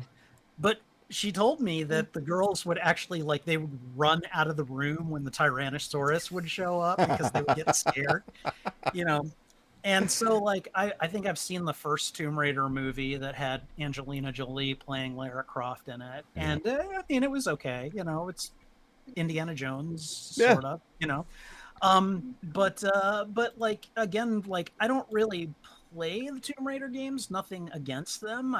I'm more taken with things like Marvel Comics and, Spider-Man, Spidey Librarian here. Yeah.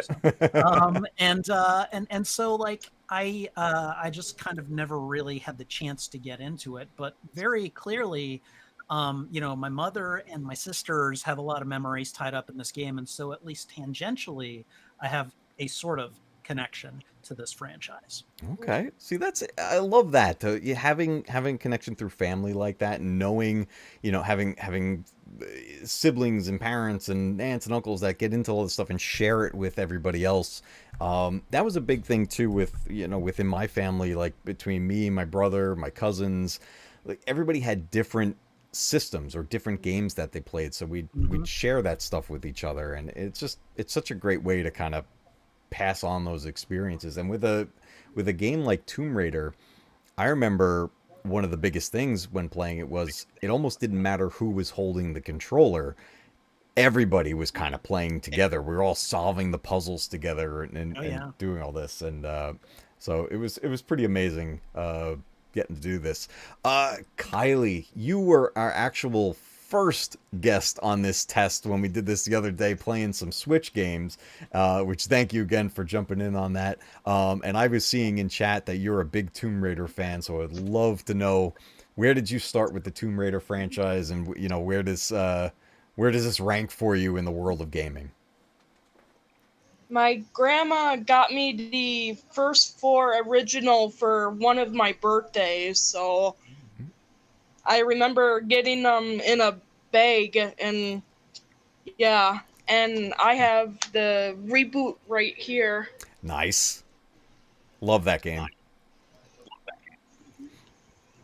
Yeah, that reboot was. I was excited when that came out to see this franchise make a comeback like that, because we already had at that point a couple of movies and all kinds of stuff. But playing those original games, especially with it being, in the world of gaming, and you get adventure games like this, usually it was generally a guy that was the main character. But all of a sudden, we have this incredible woman that's the lead character, and she took the world by storm. I mean, you think back to the mid 90s into the early 2000s, Lara Croft was everywhere. She stole everybody's heart. She was in everything you could possibly see, in every gaming magazine, every commercial. She was unbelievable. She is definitely awesome. Black Dragon, one of the longest time members here at Matcave Gaming. He's been here. Dude, John, you've been here since the beginning, my friend. You long time supporter of this channel. You and I, we met back in EBN, and I think at one point we just happened on pop-ins one day together, and then it's just kind of been going from there.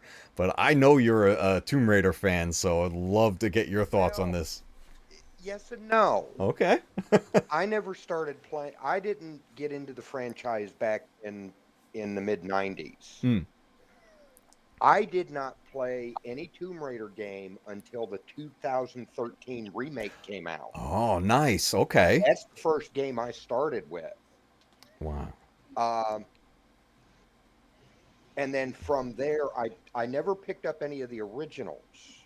Okay. But I do have Anniversary and Legends and Underworld. That was a good And one too.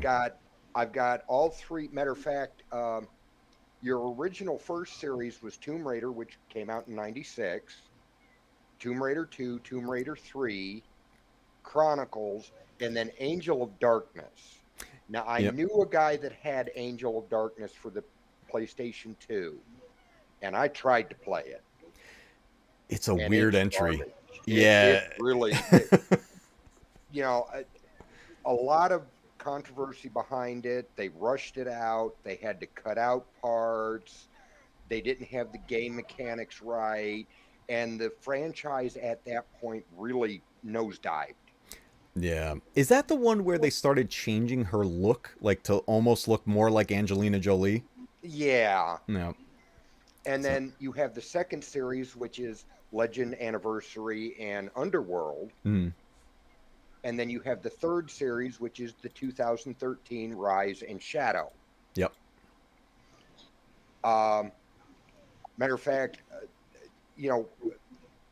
if you want to go into, I can give you a breakdown of every game that they put out. Oh, sick. Okay. Well, I did some research. This guy does his homework. Oh, yes. It was created by a British company called Core Design. Mm. Under parent company Eidos Interactive. Yep. Originally, there were only 6 members on that team, and they started building Tomb Raider in 1994. The primary designer of it is a gentleman by the name of Toby Gard. Okay. And it was originally supposed to be a player's choice. You could play either male or female. Oh, interesting. But the team realized that it would require twice the work, and everything. So they just cut it down to one. And the legal department, because the original male character would have been an exact carbon copy of Indiana Jones, all the way down to the whip. Oh, I could imagine. I mean, that So the being the legal biggest department inspiration. basically came in and said, "We're going to have some copyright problems." No. So they said, "Okay, let's make it a female character." Right. And then it took them 2 years, and in 1996 the original Tomb Raider came out, and it was put out for the Sega Saturn, MS-DOS, and the PlayStation. When it came out, everybody loved it. It had a Metacritic score of 91 Oh boy. and sold 7.1 million copies. That is unbelievable. Think about that for that time too. Yes. Yeah. Now, starting at that point, Toby Gard got into a little problem with Eidos Interactive. Mm. He wanted to portray an action hero, and Eidos went, "Let's make a sex symbol." Well, we kind of know which one won out on that. Well, see, Toby Gard left because of that, so he was not a programmer for 2, 3, and 4. He walked away from the project. But did you know that her original name was not Lara Croft? She wasn't called Lara from the beginning? She was called Laura. Okay. Her original name was Laura Cruz. Okay. But the Eidos management wanted, since it's a British company, wanted a more UK-friendly name. So they looked through the Derby England phone book and found the name Lara Croft and went, "Let's go with that." Let's go with that. And to your point where they were deciding on what type of character she would be and knowing which kind of won out. I mentioned earlier that we would see Lara in pretty much everything from commercials all the way to magazines. Oh, yes, that happened. There were a set of adult magazines that did feature Lara Croft in them. Oh, I'm sure you can find it. I mean, there's all sorts of sites out there that do 3D interactive. It was unbelievable. Adult entertainment where. Has anyone here seen the show Coupling? That's a BBC show. No. So one of the characters in the show, a guy by the name of Jeff, it's one of those blink and you'll miss it moments, but he is sometimes you can see him playing on his PlayStation while he's talking with his friends, and I think at one point he's playing. I'm pretty sure he's playing Tomb Raider. He's playing some game with a pixelated woman in it. It's very likely, at least in my head, to be Tomb Raider. And at one point, there's like this joke that is made where he tries to get his friend to make the woman like crawl basically on the ground.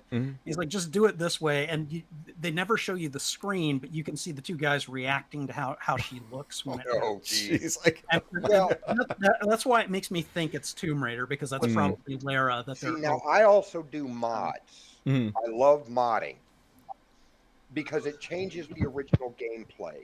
I look on the mod sites, and right now there's a mod. If you play I keep wanting to say Survivor, or it's not Survivor. It's not Jedi Survivor. It was the original. Fallen Order. Fallen Order. Yep. They actually have a mod to where you can change the character to female if you want to play a female character. Oh, that's cool. That's So interesting you can too, because find these mods out there. Yeah. And looking over these mods, oh yeah, they have the adult versions of Lara Croft. you can imagine. And what were you talking about with Resident Evil? I can't remember her name. Oh, with Jill Valentine. Yeah, you Jill could do. Valentine. Yep. You can find adult mods for those games, and I've run across them looking for other mods. I mean, if with the modding community, you never know what you're going to get. Oh, there's I mean, insane everything mods you from could. adult entertainment to unlimited ammo to God mode to, Mhm. everything else. I'll tell you, it gets so crazy sometimes. One of the funniest mods I've ever seen was in the PC version of Resident Evil 2 Remake, and they swapped out Mr. X for Thomas the Tank Engine. Oh, jeez. And it plays the song when he's nearby, so you're being stalked and chased by Thomas the Tank Engine in Resident Evil. Wow. It's hilarious, dude. There's videos out there. Go look at those. It is one of the funniest things I've ever seen. But they'll do things where you'll completely change, like you said, you can completely change your main character. Maybe like in the Star Wars one, switching Cal to a female character, which I think is really interesting because Jedi Fallen Order had a lot of inspiration from games like Tomb Raider and Uncharted, that gameplay style. Dark Souls. And oh my god, Dark Souls! I'm sure there's probably crazy mods in those as well because just so much you could do in that. But when you take a character like Lara Croft, who quite literally became, like you said, a sex symbol in pop culture, that was unheard of in the gaming world until then. And I think the next time I ever really saw that truly happen, it wasn't even so much, well, it was a movie of a game. Do you guys remember the CG film Final Fantasy Spirits Within? Where they I did remember hearing very about No. it. Yeah. they did a Final Fantasy movie years ago. Might have been around like 2001, 2002. I think it was called Spirits Within. Full CG, but it was very realistic CG animation. So everybody looked real. And the main lead was a female character. I don't remember her name, but all of a sudden, just like Lara Croft, she started popping up in magazines of all different sorts. She was in commercials promoting products and all kinds of stuff. And I remember when that happened, the first thing I thought of was, wow, I remember when this happened with Lara Croft. She was on everything, like promoting everything, and find her in, she was like the hidden thing to find in other games and all kinds of stuff.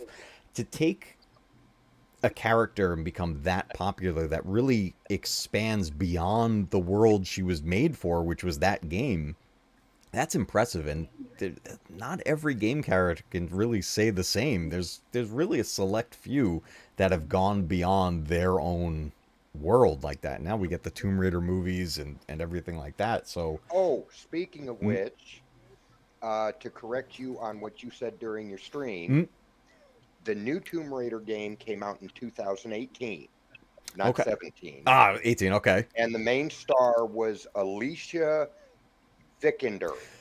She's from Ex Machina, right? Yes. Yes. Okay. And it was based off the 2013 game. Yes. I've seen it. It was all right. It was all right. I was hoping they would have continued with a sequel. I think it had. Now there is rumor they are making a sequel to it. It would be nice because it had potential. However, none of the original actors have signed on to it. So it'll probably be a redo altogether. It might be. Yeah. And I thought the original Tomb Raider in 2001 with Angelina Jolie was okay. Yeah. I myself am not a big Angelina Jolie fan. But I knew of the game, so I watched the movies. Now, the second one I thought was garbage. It was that Cradle of Time or something like that, or whatever it was. That. Yeah. The first one was okay. I thought the one in 2018 was okay. The 2003 Cradle of Time don't even watch it. Yeah, the first That's one's my worth opinion. it. Her and Daniel Craig you in may it. like it, and you're entitled to like it. My opinion, it don't bother. And before I forget, actually, Coffee, are you still with us?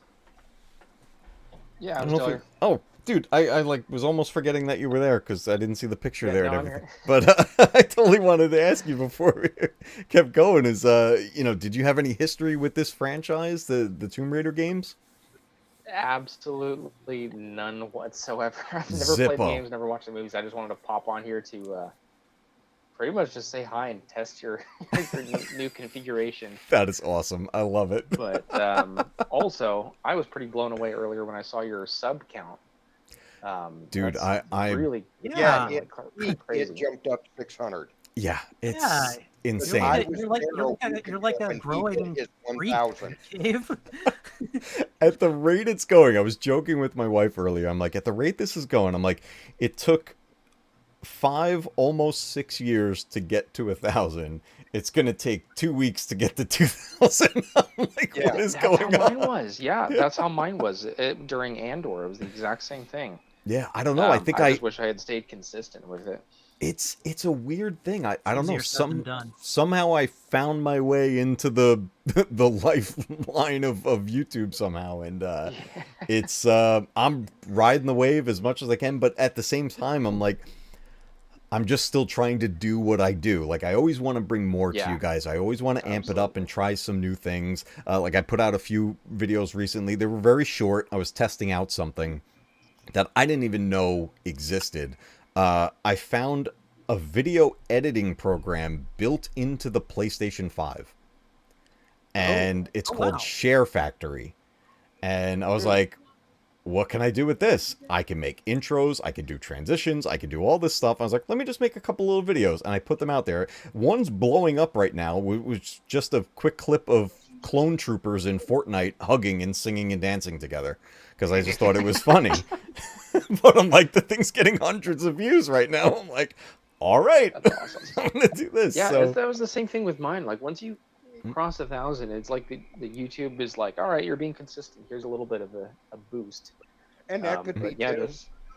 just stay consistent with what kind of content you enjoy making. yeah, Yeah.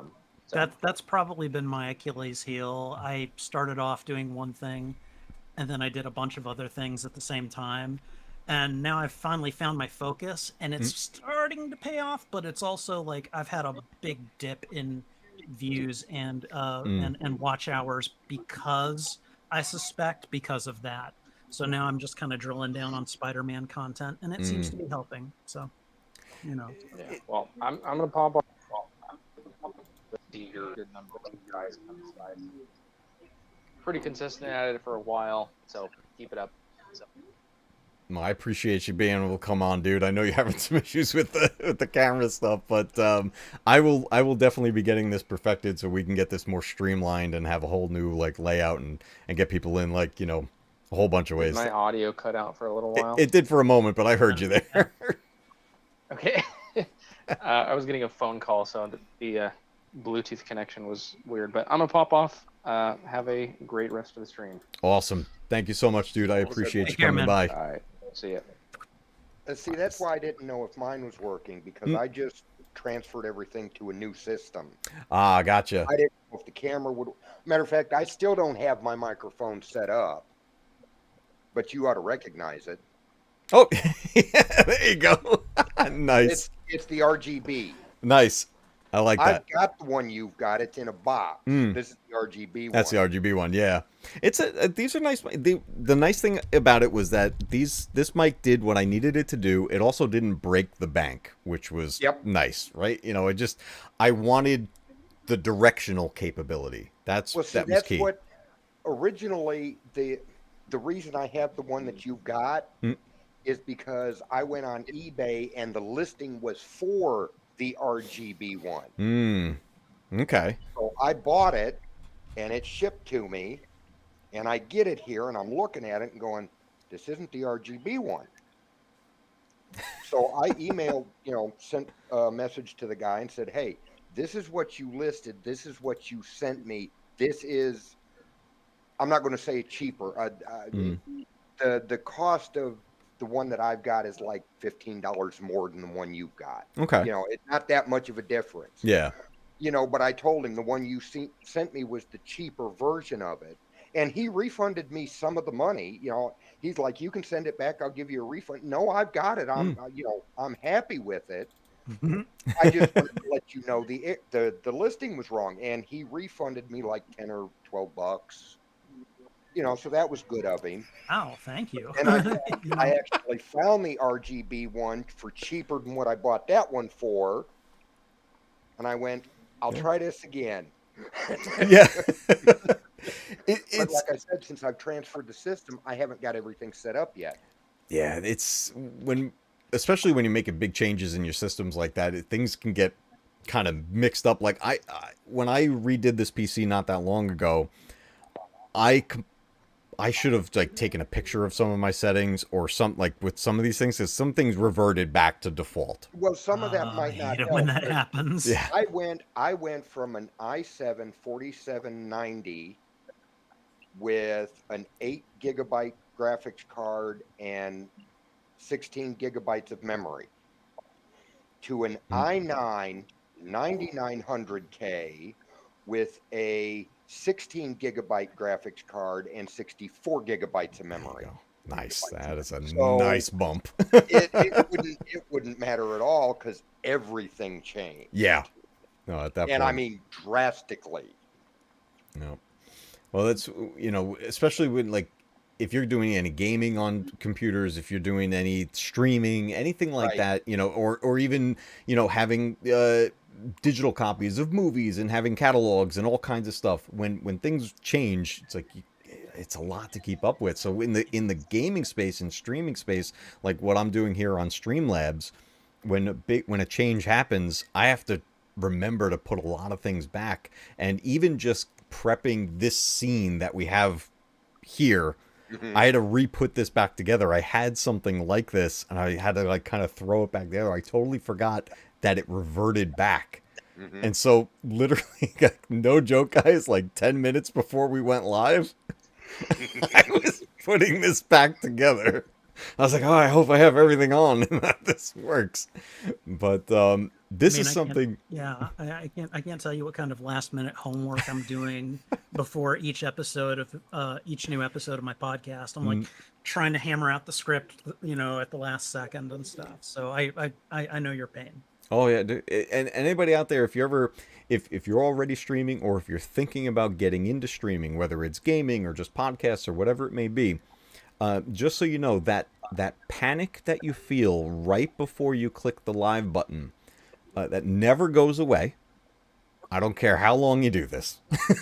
It's always going to be, what did I forget? It's always in the back of your mind. So when you're doing stuff like this where I'm going to juggle having a game playing, I'm going to have chats going, I want pop-up chats, I want all kinds of stuff. Which, speaking of the pop-up chats, my apologies, everybody, that I didn't have any during the gameplay. This PC version of Tomb Raider Anniversary locks into full screen and it steals your cursor.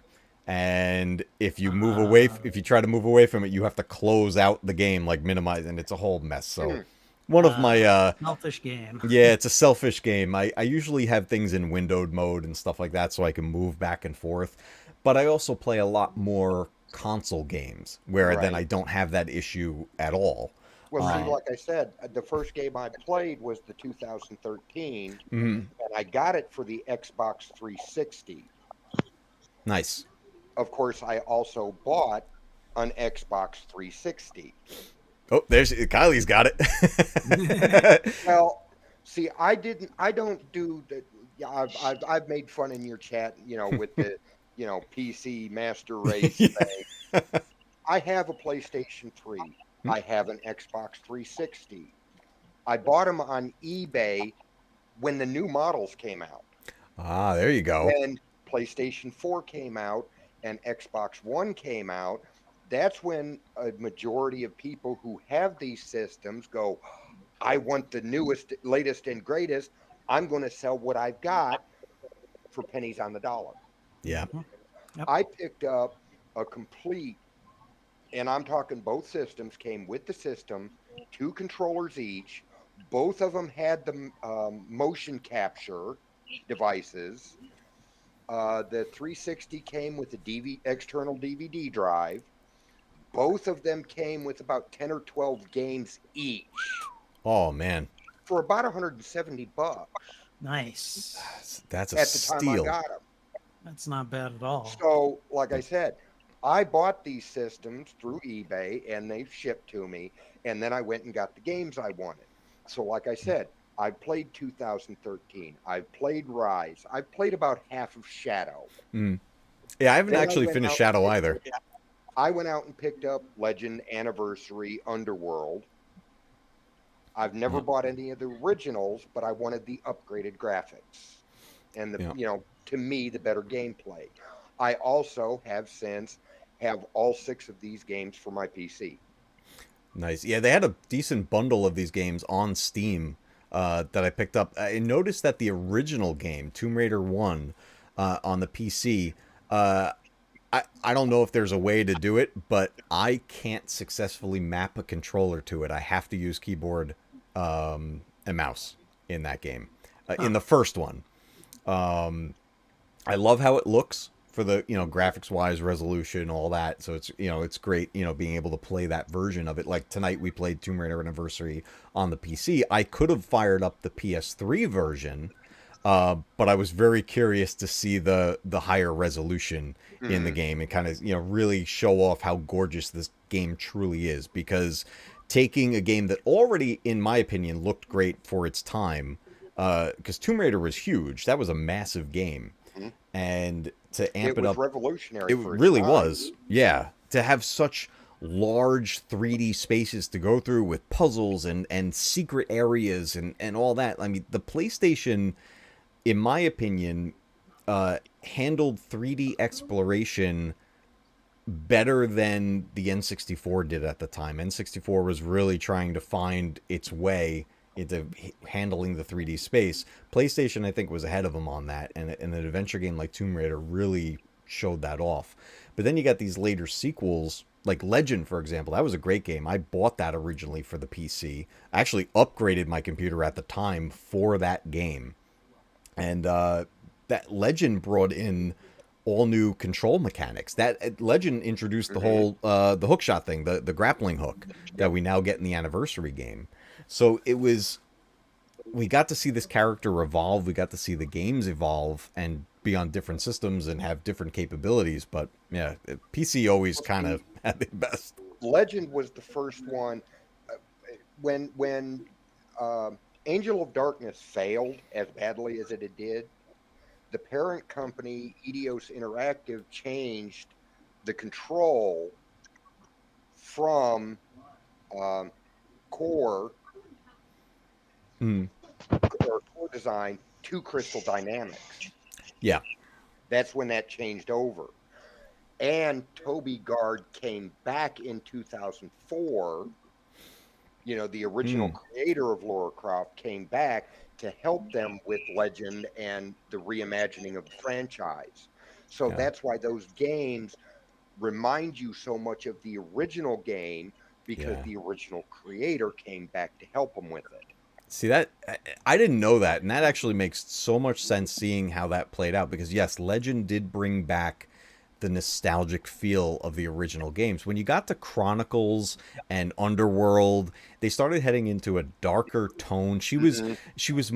Lara was dealing with mostly against criminals at that time. It wasn't like tombs. Yeah, they got away from the animals and went to people. Yeah, so there's a lot of gun battles and all kinds of stuff, which the newer games have as well, but I feel like it's pretty well balanced. Yeah. But Legend truly brought it back to the feel of that first game, or I would even say the original trilogy of games, because 1, 2, and 3 on the PS1 were solid. Those were fantastic games. I bought Revelations on the Dreamcast, mostly because I love my Dreamcast and I just wanted the higher resolution at the time. So I love the idea of being able to, for me, back in that at that time, being able to connect a game console with an S-video connector was amazing to me. I was like, yes, I finally get to use this S-video input. So it was a lot of fun seeing those games advance that way. Well, see, they also had, very, very they're not as well known as the main franchise, but you also had 3 handhelds.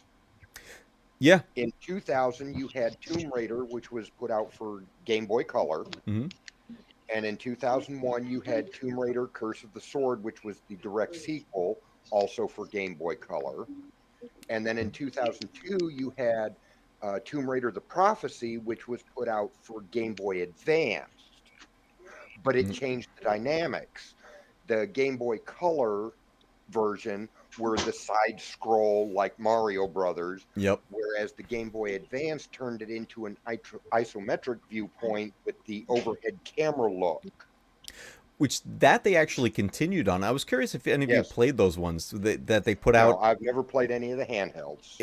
There was ones they put on consoles that continued the top-down view, where they basically turned it into a twin stick shooter style, practically. Yeah, I play a game like that called Jagged Alliance. Okay. Uh,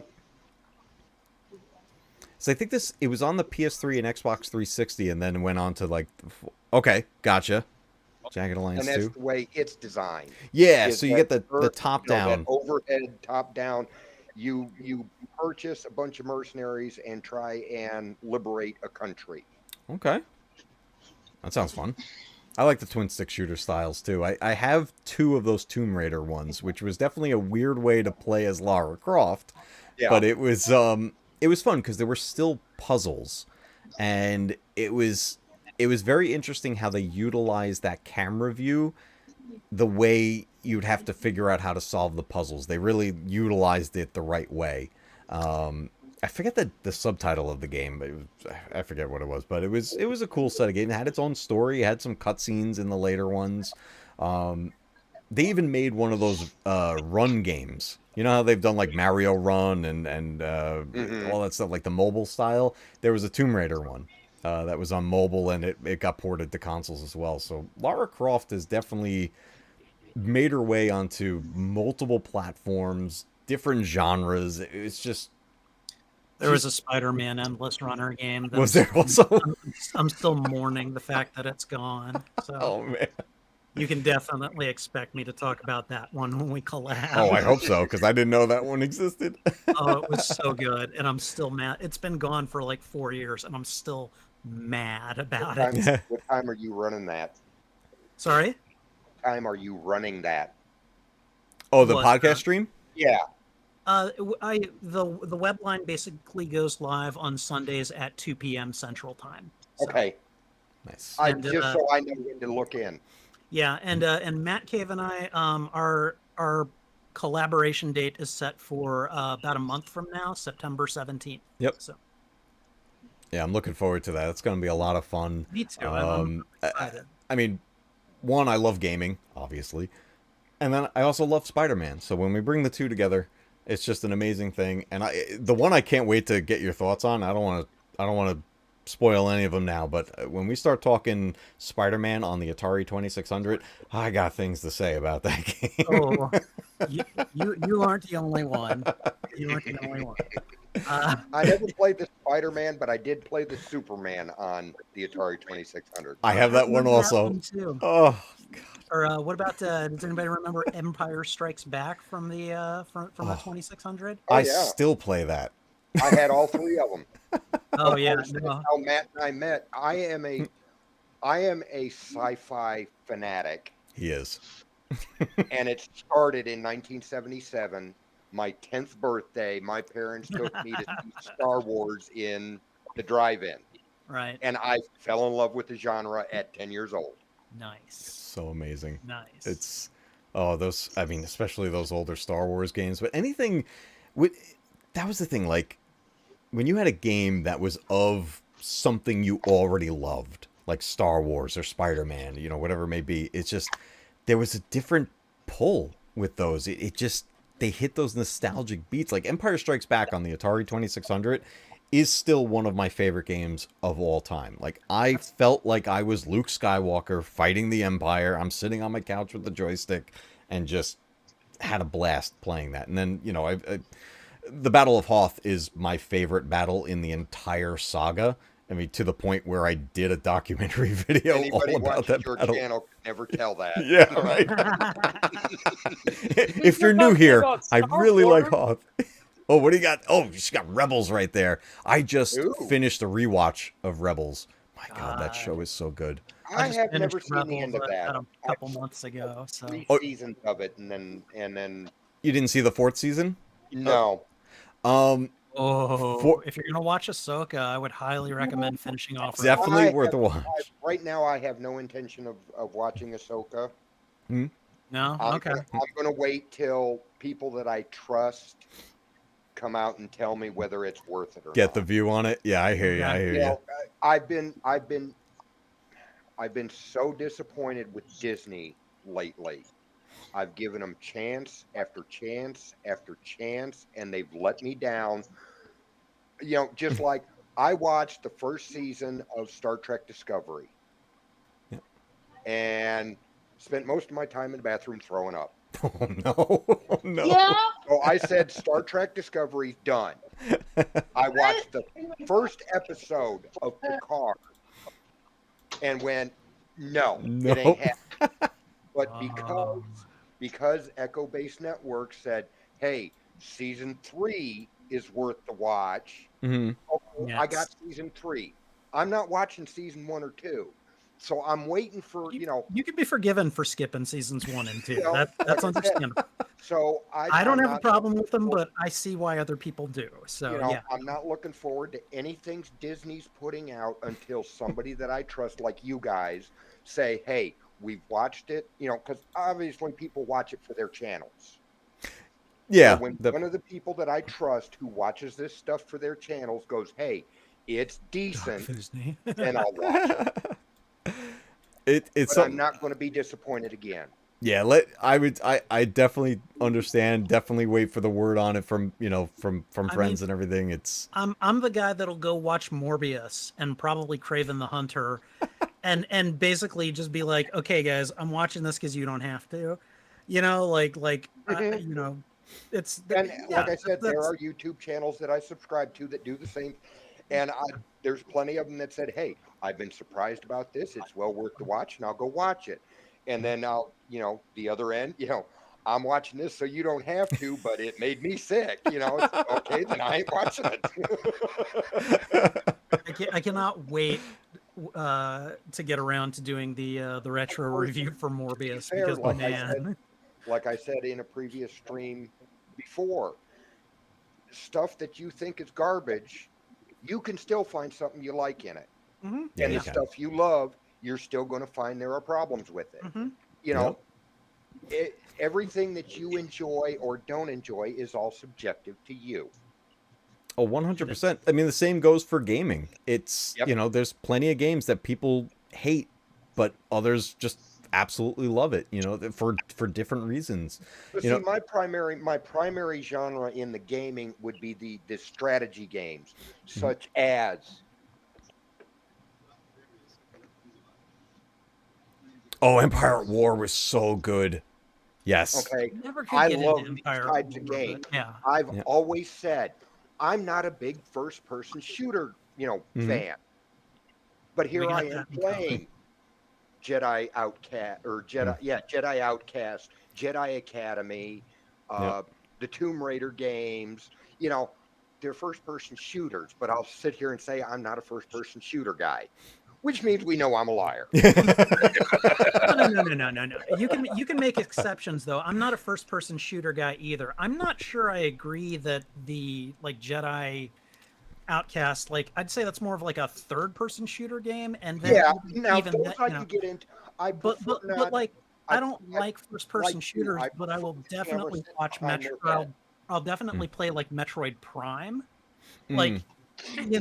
because it's Metroid, So Yeah. I get where you're coming from though. I don't know. There's definitely a lot of things you could find in some games that you wouldn't expect that you yourself would play them until you see the thing that kind of lures you in a little bit. Like a Right. perfect example for me was I had zero intention of ever playing Fortnite.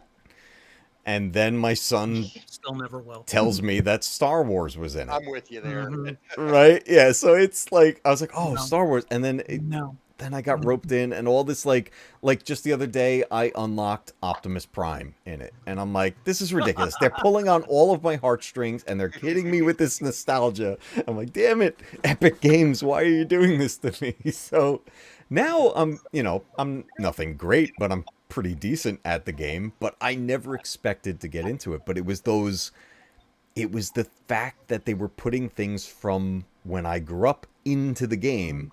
I was like, damn it, you have me now. That's what I'm going at.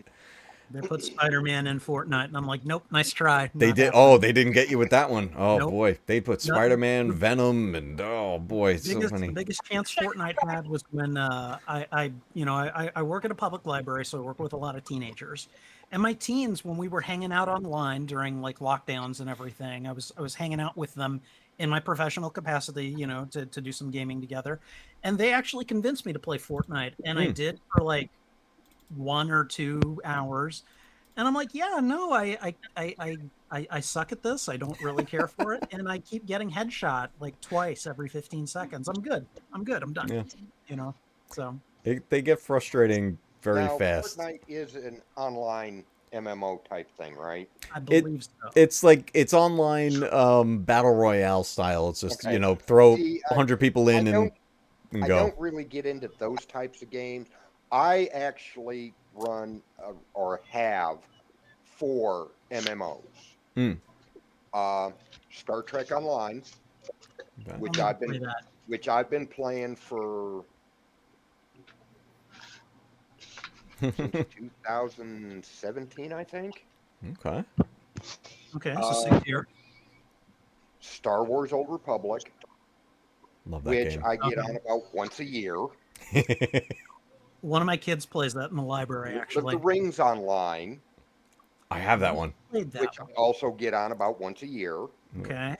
And then Dungeons and Dragons Online, which is Uh, basically the same thing as Lord of the Rings Online. Same style. Yeah. But the only one I'm consistent with is the Star Trek Online. I've heard the Star Trek Online is That's the pretty one good. I've actually put the money into. When their lifetime memberships went on sale, because you can pay a monthly service fee of like $20. Okay. And it continues month after month after month after month. Or I should say, you have to renew it. It doesn't automatically renew. Yeah. Or you can pay $300 One time. one time and you're good for life. Well, they go on sale. If you're a power user, that's a steal. Well, like I said, I played for about 3 years as a free-to-play player. And the one thing that I like about the Star Trek Online is even as a free-to-play player, there is nothing that's locked behind a paywall. Yeah, you could technically get to everything. Yeah, you can get to every. Now, if you want the better ships, yeah, you're going to put money into it. But that's an option. You don't have to. It gives you enough in the game to where you can go to end game as a free-to-play player. Yep. So I played for, like I said, about 3 years, and it went on sale for $200. There you go. And I said, I've got it. Here's $200. I've now been a free or a lifetime member for about 4 years now. One of the perks to being a lifetime member is every month they have in-store currency, which is energy credits, and then they have Zen, which is real-world money. Well, I paid $200, and I'm not going to do the math right now because I'm awful at math. But I paid $200 one time 4 years ago. So now you take 48 months. Every month, the game gives me as a perk for being a lifetime member 500 Zen, which is the equivalent of $5. Okay. So they're giving you $5 a month that you can spend in store real world currency for free. It's about being a $240, lifetime member. I think. So eventually, if you play the game, they're paying your dues. Yeah. Yeah. That along with they give you, upgraded ships and other things, as being a member. Now, there are certain perks that you can't get. If you're a monthly member, you can't get this perk till 6 months, and then you can't get the next perk till a year. Well, you become a lifetime member, And it's there. See, everything is right there as soon as that money goes through. You don't have to Yeah. wait the 6 months or a year. And that's more stuff that if you had bought through the store, you're paying real money for that they're giving you. So to me, a lifetime membership was worth it. That's Like I said, I paid $200, so it was like 30% off. yeah. When I was talking with Master Paul about it, because he started a free to play account, and of course I jump in and help him. And when Spock goes online, when he does his streams, every once in a while I'll jump into his streams and help, his friends out. Matter of fact, I just did that about a month ago. Because if I've got it, I'm willing to share it with my friends. Now I didn't know the guy that Spock was dealing with, but Spock is my friend, and he's a friend of Spock's. Good enough for me. There you go. So I mean, I gave him about $30 worth of stuff. Yeah, we had to help him along. Games But like when that Paul, need those perks. Yeah. Right. I got Paul to join. I was explaining the same way, about how it's worth it, but wait till it goes. Don't pay $300. Wait till it goes on sale. And about 2 months later, it went on a 50% off sale. Yeah. And I immediately got a hold of Paul and said, right now, from this date to this date, it is 50% off, which is only $150. An hour later, I got a message. I just became a lifetime member. Nice. Like with service style games like that, that's the key, is like knowing when and what level to jump into. Like I did this with back when Sony Online Entertainment had the Star Wars Galaxies game, which was a big Star MMO. Wars Galaxies. Remake that. So No. fans brought it back to life. They put servers together. And, I've seen that. yeah, fans are running servers where they Really? basically, you could play. It's been a couple months now, hasn't it? Yeah, there's two big versions out there. They did that with City of Heroes too. Yes. And I've played it since then. I friggin' love that game. So. Dude, when I went back I and didn't know they started did that playing with- Galaxies again, because there's two different groups that are doing it. One strictly has the original version of the game before the redo that Sony did, where they changed everything over and then everybody could be a Jedi right off the bat and all this stuff, and it messed with the story, and that's when it started to go downhill. There's a fan-run server where it's that original version, and then there's another one that is the new version, so you can pick your poison and play however you want to play. That is fascinating. They got a whole Discord running. They have the server status on there and all the whole community. It's a wonderful thing. And back when the game was actually out, it was a game that I was willing to put some money into. I would get credits in the game and everything, and then share them with friends. Like Black Dragon was saying, like, this is a friend of my friend, so I'm going to help them out, and I'll share what I have and work with that. So I would do that as I would work with my friends and their friends and build this group within the game. And there was only a handful of games like that I was ever really big into. Lord of the Rings Online was another one that I got into it. I played DC Universe Online. Online. Lord of the Rings Online because of a girlfriend. Okay. All right, there you go. Of course, we're no longer together, which is probably why I only jump on it about once a year. That'll do it. That'll definitely do it. But it's a fun game, and it's a fun style to play. Oh, I think we just lost John. The link should still work. There he is. Let me bring him back in. Hold on. I get you.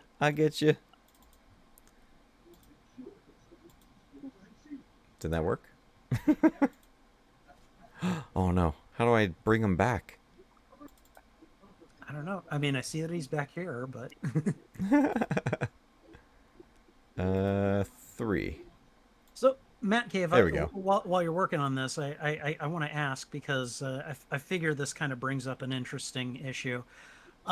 So I remember when they were talking about, like, bringing back City of Heroes and with all these legacy servers and everything, and there were things like, there were people saying, okay, people don't live stream this because, like, the people who the company that owns, like, the actual, like, rights to the game, might sue us, kind of thing. And Mm. I don't know what the situation is for Galaxies. I would imagine it's probably something similar, because like a lot of companies, they will hold on to these games and then they will not release the source code.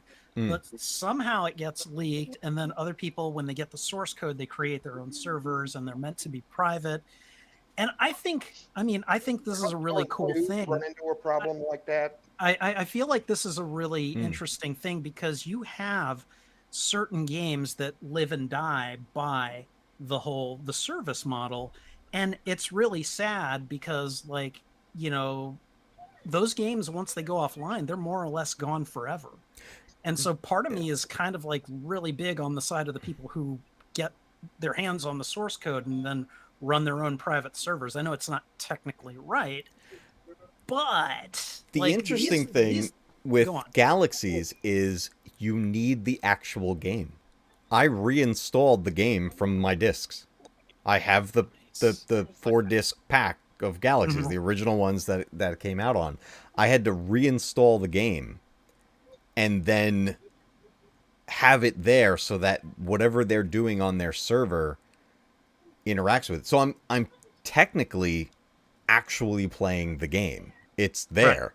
Right. But what this group did was bring the online feature back and the community back together. So it's the whole living Galaxy again, where everybody can, run around and pick their characters, and you have a job and build a home and all that stuff. Right. Persistent world. Yeah. And oh, cool. Black Dragon just put a link in the chat for the mods that he was talking about.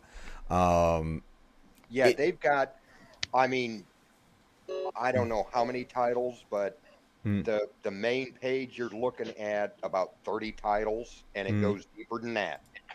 Oh, wait a minute. Load 2,361 more. Oh my God. Yeah. It's a crazy And I'm amount. talking everything. Dark Souls, Marvel Spider-Man, Hogwarts Legacy, Resident Evil 3, The Witcher 2. If you've got a game you like to play, there are modders out there that mod it. Oh yeah. Yeah. Spider-Man is the only one I've gone looking for mods for, and because of that, now I get to swing around town in a nightmare fuel looking version of Fred Flintstone. But That's fantastic. But yeah, no. If you find a game with a good modding community, oh man, You get can some do really fun stuff. Nexus mods is really good as far as Yeah. I like playing. There's a game that came out many years ago called Subnautica. I love Subnautica. That's a good Oh, game. Okay. I found some fantastic mods. I've heard some of them are real. Like Subnautica is already a fairly slow burn horror game on its own. It is. But like there have been mods with like freaking like Cthulhu monsters and stuff in them, and yeah. Put a Kraken down there or something. Yeah. Yes. Well, I yeah. went with one of the mods. You get different vehicles. One of the vehicles you build is called a sea moth, which is just a little one-man submarine. Right. Mm-hmm. Well, later on, you build something called a prawn suit, which has an attachment arm that drills large ore deposits. Well, one of the mods that I got puts those arms on the sea moth, so I don't have to build the prawn Okay. suit. I can do it straight from the sea moth. Nice. Little things like that, and like I said, these mods, you can find things that you like, and you'll find things that your parents probably wouldn't approve of, but There's some interesting ones out there, especially when yeah. it was games that featured characters such as Lara Crofts or Jill Valentine's or whoever it may be. There's always going to be somebody out there that Or takes Black it to Cat another or level. Mary Jane. Exactly. Yeah. There's exactly. and then I've seen people And post this and stuff. I'm us like, being men, are primarily talking about the female characters. I've also seen mods that do it to the male characters. I have. yeah. I saw more of Leon S. Kennedy than I ever wanted to. I don't even know who that is, but I get where you're coming Leon from. Yeah. Kennedy is in the Resident Evil franchise. Oh, okay. All right. That They- makes sense. Let me put it this way. They didn't skimp out on detail. Jeez. I've never played the games, but I'm looking at getting them because of Matt Cave's channel, watching him play them. They're it's my favorite franchise of all time. It's you know what it is. It's I always fall in love with games that have fun stories, and that's why I've always leaned more towards like adventure type things like Tomb Raider and stuff like that. I love the story. I love finding and building on that, like evolving the character and all this stuff. And oh, I gotta highlight this one, Steve. Equal opportunity modding. Yeah, it was definitely equal. It was yeah, I didn't know what I was getting into, and then that happened. So you can't unsee it is really the thing. So, but yeah, adventure games and the survival horror genre, which is primarily Resident Evil for me. Even though, you know, I know horror is not for everybody. I know not everybody likes the violence in some games, the gore and all that stuff. But I have sat through some of the goriest games and movies because of the story. Like, for example, the Saw movies are ridiculously over the top with gore and mutilation and all this stuff, right? Right. And that's They've not really gotten worse. The original wasn't bad. the original ones, and I would say like the first three were like really solid. It was more of the story with the interaction. Yep. And the gore wasn't part of it. It was the what's the word I'm looking for? It was more of a thriller than it was a horror. Yeah, because the story gave purpose to the gore. Exactly. Like there was a reason. Exactly. And then later it became the whole thing was the gore. Yeah. And but when there's a reason for it, like Resident Evil, there's a huge reason why there's zombies and monsters and ripping people apart and all this stuff. It was like there was a reason. There's a whole corrupt company and making bioweapons, all this stuff. I get addicted to those stories, and that's what makes me keep coming back to it and wanting more. So when we get something like, you know, I started Resident Evil back on the original PlayStation, and now we're in a world where there's not only tons of sequels, but now we have remakes. When I'll tell you, I honestly, like, I damn near cried with joy when they announced the remake of Resident Evil 2. I couldn't believe it was actually happening. It just blew me away because that was my favorite one and I couldn't wait. And then the game came out and I absolutely love it. And to see so many more fans jump into the franchise because of things like remakes and remasters, stuff like that, it makes me so happy because it's building that gaming community. It's bringing people together. And then maybe you start with the remake, but then it kind of makes you curious, like, well, what was the original like? And then people get their hands on the originals, and it really helps, you know, like I say, you keep the retro games alive, and people want to find out what was the original game like versus the remake. And they're very different from each other. But that's why I always prefer the hard copy. Mm-hmm. Yes. I prefer the physical disc. I've got it. These online services like Steam, which have their place. I'm not knocking anybody that, you know, I have a Steam account. I've linked a lot of my games through my Steam account. Yeah. But I don't rely on Steam. Like you were going through, about a month ago with the Sony membership? Yep, with the PlayStation Plus. A lot of the games. Mm-hmm. You know, you purchased this game. I spent $40 on this game, or $50 or $60 on this game. And 3 years down the road, they go, we don't want to support it anymore. It goes away. Yeah. I've now wasted $60. Whereas if I have the physical media, I still have that $60 and I can still enjoy the game. Yep, exactly. I think the biggest reason why physical media has not completely gone away yet is because of that fact that digital goes away. Like that goes, people lose money. They lose out on it.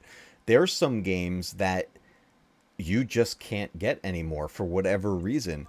There was, and a lot of people didn't know this because it came and went so fast, there was a remake of Turtles in Time. and it was on the PS3 and Xbox 360, and it was digital only. Never was a physical copy made. And it left, never came back. And I have that game on my PS3, but if I was to accidentally delete it, Or gone. something happens to your PS3. Or something happens to that PS3, it's gone forever. Yep. It was Ubisoft made it. And I'll tell you, it's a solid remake. The graphics are cool and it plays just like the arcade game. It's just you have an updated look and feel. And it's really good, but it lasted like, I don't know, maybe 2 months and then it was gone. But I bought that game. I purchased it. Well, see, now that's one problem that I do have with Steam. You saw I had Empire at War. I play that now. I played it. I played the original, both as the Rebellion and then as the Empire. Then I got Forces of Corruption, and I played as the Empire and the Rebels and the Zon Consortium. Well, you play them for so long, then you put them on the shelf for years until you go, I haven't played that in 10, 12 years, and pull it out.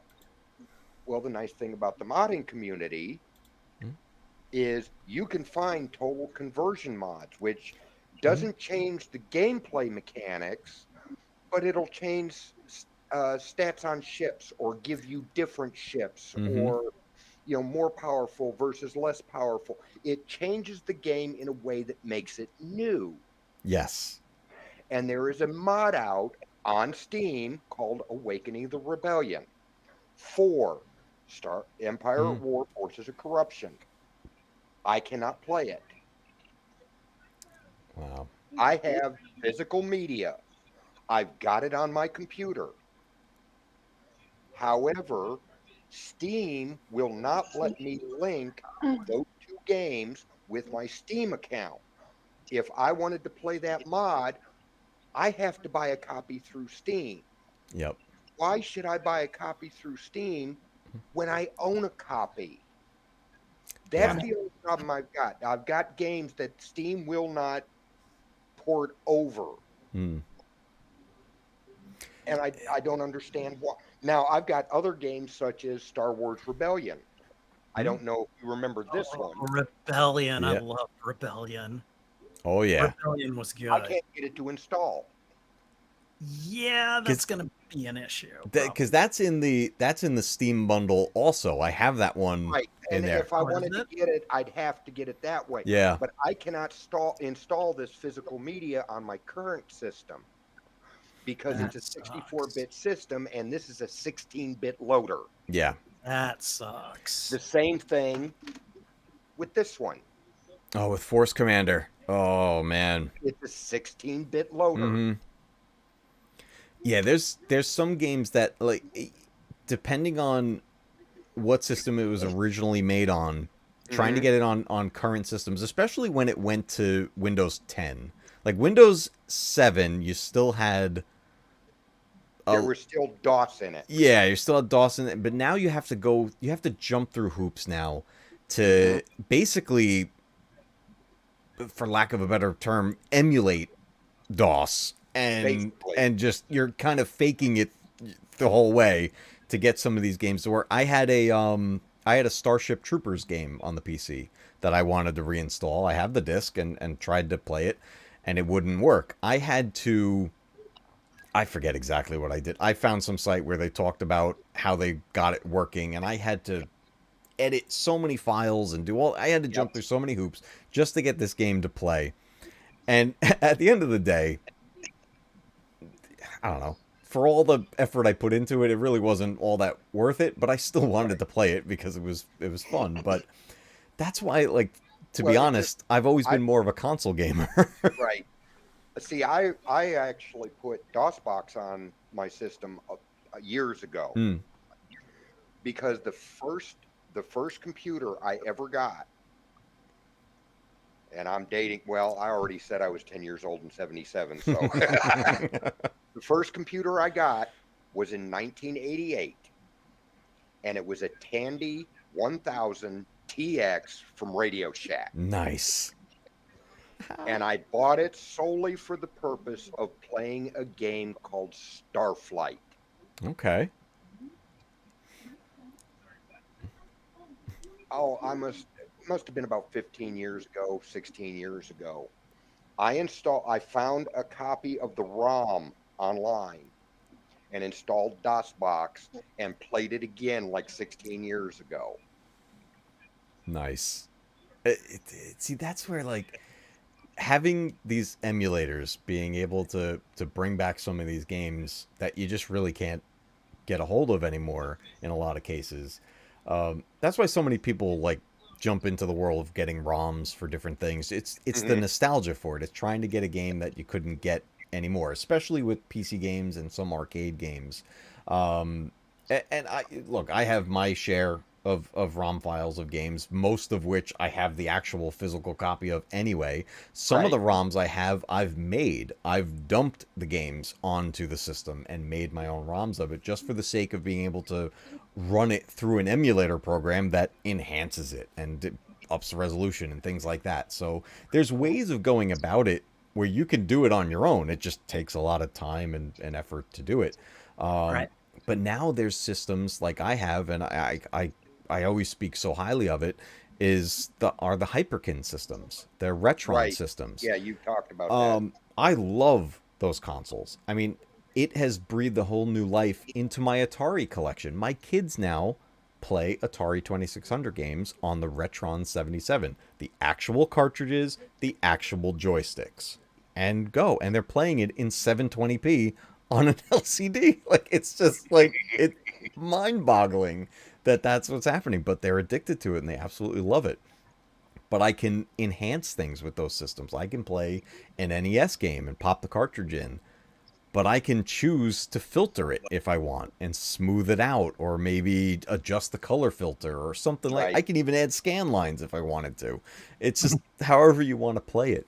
And being able to get to play these games we grew up with again, whether it's an official remake, remaster, or if it's some sort of a mod or a ROM hack, whatever it may be, the reason we all dive into those is because of that nostalgia we have for it. It's because we loved it at some point and we just want to have it again. So kind of bringing it back full circle, when a remake happened of Tomb Raider, and the fact that we saw it in chat today, most of everyone in the chat didn't even know this remake happened. I'm like, that blows me away. Well, see, when I originally got Anniversary, I didn't know it was a remake of the first one. I just bought it because it was, because of the graphics and whatnot, and I played it and I loved it. And it wasn't until about a year later that I was doing some research and went, oh, this is the actual first game they ever put out. Yep. So at the time I got it, I didn't know it. Yeah. But yeah, it's, if they did that with the other games, they might make some money. I'm surprised you know what? Maybe because this one flew so far under the radar, maybe that's why we didn't get anniversary editions of 2 and 3 and Revelations. Well, see, only did mediocre. Yeah. Because Tomb Raider Anniversary came out in 2007. It came out on the PC, the PlayStation 2, PlayStation Portable, Xbox 360, mobile phone, and the Wii. Yeah, there was a Wii port. And the Wii version had the motion control. But it only had a Metacritic score of 77 and only sold 1.3 million copies. Yeah. It's such a... Maybe it could have been just even timing. I know Legend came out the year prior, but maybe it just wasn't the right time for that game. That's possible. I don't know. Because you think about it, how popular the franchise is, you would think this thing would fly off the shelves, but it really didn't. But I'll always love coming back to this. I hadn't played it in years, and when I thought about playing it the other day, I was like, oh, I have to stream this with everybody because this game is just... It's so good. And, we only did a little bit. We just scratched the surface tonight. I just really wanted to kind of show everybody that this exists and how good it can be. The game gets crazy. The puzzles in the original Tomb Raider are out of this world. There's some challenging moments in that game, but I think as I go through different remakes, because I have some other ones in mind that I want to jump into with everybody, but this was definitely a big one. And then on top of that, getting to just sit down and chat with you guys about this at the second half. This is something I'd like to do on a more regular basis. It may not be an every way back Wednesday, but like maybe we do like an every other or like a once a month thing. It's like, all right, now it's the member once a stream month or something like that. Once a month would be nice. That way you can focus on your channel. Yeah, and gives, I want to be able to give back to you guys and be I've able been to. here since the beginning. I'll be here till the end. I love it, dude. I appreciate it so much, man. I love being able to, having you guys in chat is awesome, but getting to actually bring you up here like this, I'm thrilled because, this is something that, I first learned that was even possible when I first started watching Echo Base Network and then seeing pop-ins and stuff like that. It blew me away. I was like, are you kidding me? We can have actual conversations where we're speaking to each other. It's like, this is amazing. So Yeah, I was explaining to my boss today. We were just sitting around, and I told him that I was going to jump on the stream tonight because we were going to talk about this. I said, he's doing a live stream, and he looked at me and went, "What's a live stream?"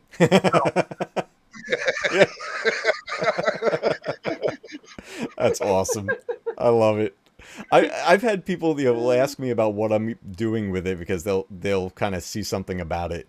And it's funny explaining what this is to someone who doesn't really watch any of this or do any of the YouTube stuff or anything like that. So when you try to explain it, and I found myself kind of stumbling on it because it is, Hi, Brandon. it's kind of a weird thing, that we do here with this. It's not, not everybody's doing this stuff. So it is kind of weird, but it's just fun because I like trying to get as close as possible to the couch co-op feel of just sitting around with your friends and family and having a good time playing a game together. And that's what I try to bring to you guys. And now that we're able to, amp the channel up more, we have the memberships going. I want to be able to do more of this for you guys so you guys could be involved. I want to get more multiplayer stuff going, bring as much to it as I possibly can with it, because the fact that any of you are willing to spend any of your time here with me for any of this still blows my mind to this day. It's just incredible. That's one nice thing about things like this. It's nice meeting Spidey Librarian. I've talked to him in chat, but I've never met him. Never had any interaction with Kylie, but nice to meet you. Yeah. You Nice to meet you and too. Brandon, I consider friends. We've known each other long enough. We're friends on Facebook, Yep. So technology has grown to where we can do this, and I think it's great. Yeah. But on the opposite end of that coin, technology is going to be the detriment of us. Yeah. I can remember my home telephone number from when I was 6 years old. I can't tell you what the phone number of this thing is. Yeah, I'm with you. I know the street address and the house number and the phone number and all that. We had two phone numbers at one point in one of my old houses when I was a very little kid, and this was when the internet first came out. So like 1995-ish, when my parents, and this was a big deal when they had a second phone line installed for the sake of the dial-up. Oh, that was funny because when I got divorced from my first wife, I moved back in with my parents, and I turned the upstairs. They were all of us. Well, me and my brother were out of the house, so the upstairs was completely empty. I literally turned it into an apartment and had a second phone line put in. That way, I'm not tying up their phone line. Exactly. Yep. Now, when I got Clifton, good to see you. with my son, my ex would go, "Okay, where's he going to be at?" And I would give her my parents' address. Yes, I was playing games. Well, I need to know where he's at. What's wrong with that? Yeah. You can contact my parents. No, I need to know where you're at. No, you don't. You just need a way to contact. So when we went in for the final hearing, and this is how I got more out of the divorce than most typical men would. Because when the judge asked us, okay, can you state your name and address and phone number? I stated my name, I stated my parents' address, and I stated my phone number. She literally stood up and started cussing at me in front of the judge. Oh my God. And telling the judge he's lying. I mean, she went off the rails so bad, the judge looked at her lawyer and said, you either sit her down and shut her up, or both of you are going to jail. Oh my God. And then he looked at me and said, can you explain why she reacted that way? And I told him, yes, this is the situation. I moved back in with my parents. I turned the upstairs into an apartment, and I had a second line put in so that I wouldn't disturb their line. Her lawyer looks over at me and goes, you can put a second line in a house? Ow. Yes. It was a big deal. 10 lines in a house. Yeah. It was, oh man, it was a, man, that could be a whole stream in itself, talking about the dial-up days and what we were able to do with the LAN party games. And, yeah, with the, what was the first one, the 1200 baud modem? Yeah, it just... Whenever you wanted to connect, you had to sacrifice an Android. I may have to prep a follow-up stream on that to cover those days, because there's a lot that could go into with those. But guys, I think we're gonna wrap up here. It's getting late at this end, but I want to say thank you so much to you guys for coming into the panel tonight. Thank you for having us. I had a blast. I've had so much fun. Talking to you. This is so cool that we could do this. I'm gonna keep getting better at this. I promise. It's not as easy as StreamYard, so it's a little different. But because if the only way I could do StreamYard then on top of this would be to then start another stream, and that would just be crazy. So I'll get this perfected and get the invite system working more efficiently. And this way we can have more people on panel. I think I can get like up to 10 at the same time or something like that. So I'm messing around with it. I'll make some new backgrounds. We'll have some fun game-oriented stuff that we can all be hovering on and having some fun with this to have a cool look to the stream. But guys, thank you for joining me. Kylie, Spidey Librarian, Black Dragon, you're all amazing. Definitely keep an eye out for the next member panels and stuff like that. We'll see about maybe we'll do some member only streams coming up, and talk about whatever you guys want to talk about. We could make sure that you're jumping the Discord, pay attention to the community tab. I want to stay in touch with you guys that way as much as possible. And then also, if you guys ever have any ideas or something that you would like to do and have on the stream or anything like that, throw the suggestions out there. I'm open for pretty much anything. So and then I'll speak up when I absolutely. Absolutely. And then before we wrap up, just again for anyone who may have come in late, just another reminder, coming up on September 17th, which is a Sunday afternoon, I will be a guest over at Spidey Librarian that day on his podcast, and we're going to be talking about Spider-Man games, which is going to be awesome. So I hope to see everybody there that day. It's going to be so much fun, dude. I think it's going to be a lot of fun. Yeah, we're going to have a blast with that. So definitely keep an eye out for all kinds of collabs like that. I love being able to go on with other channels, and I love having you guys on here as well. So we're going to wrap it up here. I'm going to figure out how I bring everybody out of the panel now. So before we disconnect from there, guys, if you have anything else you want to say to everybody out there, we'll go right around the panel. Spidey, you want to promote anything? Well, I just want to say it was nice to meet everybody, and again, thanks to Matcave for doing this and having us on. Yeah, I mean, I would just like to say, if you are interested in subscribing to my channel, I'm mostly these days I'm doing Spider-Man content. I occasionally stream gameplay of The Legend of Zelda: Tears of the Kingdom, but aside from that, I'm trying to mostly do Miles Morales gameplay or something like that. And I actually had a video that I think hit on Sunday, where I did a reaction to the gameplay trailer for Marvel's Spider-Man 2. Nice. And that's actually done really well for me. It's gotten a whole lot of watch time, so I'm really excited. Love it. So yeah, check it out if you're interested in Spider-Man content. I'm usually wearing Spider-Man t-shirts or Spider-Man compression shirts. And so you'll always get that kind of thing with me. And yeah, just come on by, check me out. And again, always great to meet everyone. My Spider-Man podcast, The Web Line, is on Sundays at 2 p.m. And right now I'm basically doing an episode every Sunday through the end of September. Like I might be off during the last Sunday in September, but so come check it out. I do deep dives on characters. I do reviews of the movies. I have guests on. Matcave will be on in about a month. So, but come check it out. You know, It's awesome. Love it, dude. Absolutely love it. Kylie, I know we were talking about it a little while back. I don't remember which systems you have, but definitely let me know in like Discord or on the community tab and stuff for what systems you have, so we can get some multiplayer games going with you.